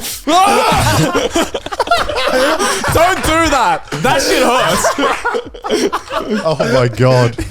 Yeah. I just remember that the first time I tried to do it, I was like, God damn, this shit is just fucking painful. Yeah, I know. I was like, am I doing it? I must be doing this wrong. Yeah. And I like, because you obviously get taught so much shit about like, you get taught about like sperm and stuff. And Yeah. whatnot. And they wouldn't tell us anything about what it was. And I used to just think that like random shit was sperm. I'd be like, this thing on my dick, this must be sperm. And I'm like, what the fuck? No, this is not sperm. This is not sperm at all. And then everything the first time I managed to, this is so over detailed. The first time I managed to like fucking jack off successfully. Mission accomplished. I remember being like, oh, what the fuck is this shit? Yeah. Oh, get this shit out of here. What the hell? This is nasty. And I didn't know that was going to happen. Yeah, you don't learn about having tissues nearby. I know, right? You don't. I was like, oh my God, what the fuck? Stop, please. I was so woefully unprepared for it. Yeah, I don't know. I don't know. Did you have like a stage because like how I guess learned because I guess I remember like get it my first time like get it getting an erection, right? Yep. Yeah. I don't remember the first time. Do you remember? No, not at all. I think I just got, because your dick just gets hard randomly. Yeah. Your dick just gets hard randomly, and it would be like a nuisance for me because I would not understand why this happened. The whole time actually he was just seeing brother and sister. He is a prelude of things to come. Yeah, so like remember the first time I got one, I was just like, what is this? What the fuck is this? And then like I wouldn't do anything because I didn't know how to jack off back then. So I would just like wait for it to go down and for it to pass. And I didn't get why this would happen because it would be like really inconvenient for me just to have like a massive fucking You didn't tent. just like see boobs and were like, ooh. No. That's what happened with me. Generally, sometimes it would just like, sometimes it just fucking happens. Especially as a teenager. The no reason boner, The right? no reason boner, Yeah. that was just like my teenage life. And Yeah, I was of just like, course. this is kind of like inconvenient. This take up a lot of space in my trousers and I don't know why it's happening. So I basically one time I was just like, I'm gonna try and get rid of this somehow. And so it was a literal trial by error. First I started like trying to fucking smack it away. It's like, stop. Yeah. Stop it. and then by trial and error, I just realized, wait, why does this feel sensitive? I don't get it. And then it's just like, oh, is this that jacking off people talk about? So you smack the shit out of your dick. I just like that was a core memory that I've just completely forgotten. Oh my god. So we've had Bear Grylls, we've had fucking smacking it. Yeah. I'm just genuinely curious now how people find this shit out. You know? I don't even remember how I figured out like, oh, that is not the right way to do it. I think I can't remember. I think there's just so much information out there now where you don't need to worry about having to figure this shit out. Yeah. Because you can just be told how to do it. Oh, I think I remember why. I remember the correct way to do it because I was like, my friend was like showing me this porn on his phone. And like, back then. Another thing that teenagers do that's just weird. They're like, dude, check out porn. Yeah, on the fucking school bus on the way to school. And like it was the flip phone, so it was like fucking 240p. You could barely see fucking anything on this tiny screen. He's like, hey, check this fucking porn video out. It's pretty sick. And I was watching it, and I remember specifically, it was like Johnny Sins or someone. I don't remember. But there was the male guy, and he was like J-O-ing. And I'm like, that's how you do it! Oh! No wonder this shit hurt. That's not how. Now I know how to do it. I just can't fathom a world where you thought you had to do that. I don't know. I was just like, this makes the most sense. This is why you had no bitches. Yeah, this is why I had negative rears, because I was fucking J-O-ing doing this. Oh my god. Oh my god, you just fucking unlocked a core memory. Yeah. Because I completely forgot about this, but like even I think this was like before I learned how to jack off. Yeah. Right? Like, so I think I discovered porn before I discovered how to jack off, and I didn't make the correlation. Yeah. Of, I think me too. Yeah, it was me easier too, It was easier to yeah. come across. Yeah, me too. Because I remember like we had a sleepover one time with my mates, right? And normally on most sleepovers, we just play fucking N64 and just play Super Smash Brothers until like the fucking sun comes up or whatever. Not that kind of Super Smash Brothers. The actual Nintendo the video game. And then one time my mate was like, "Oh, can I use your PC?"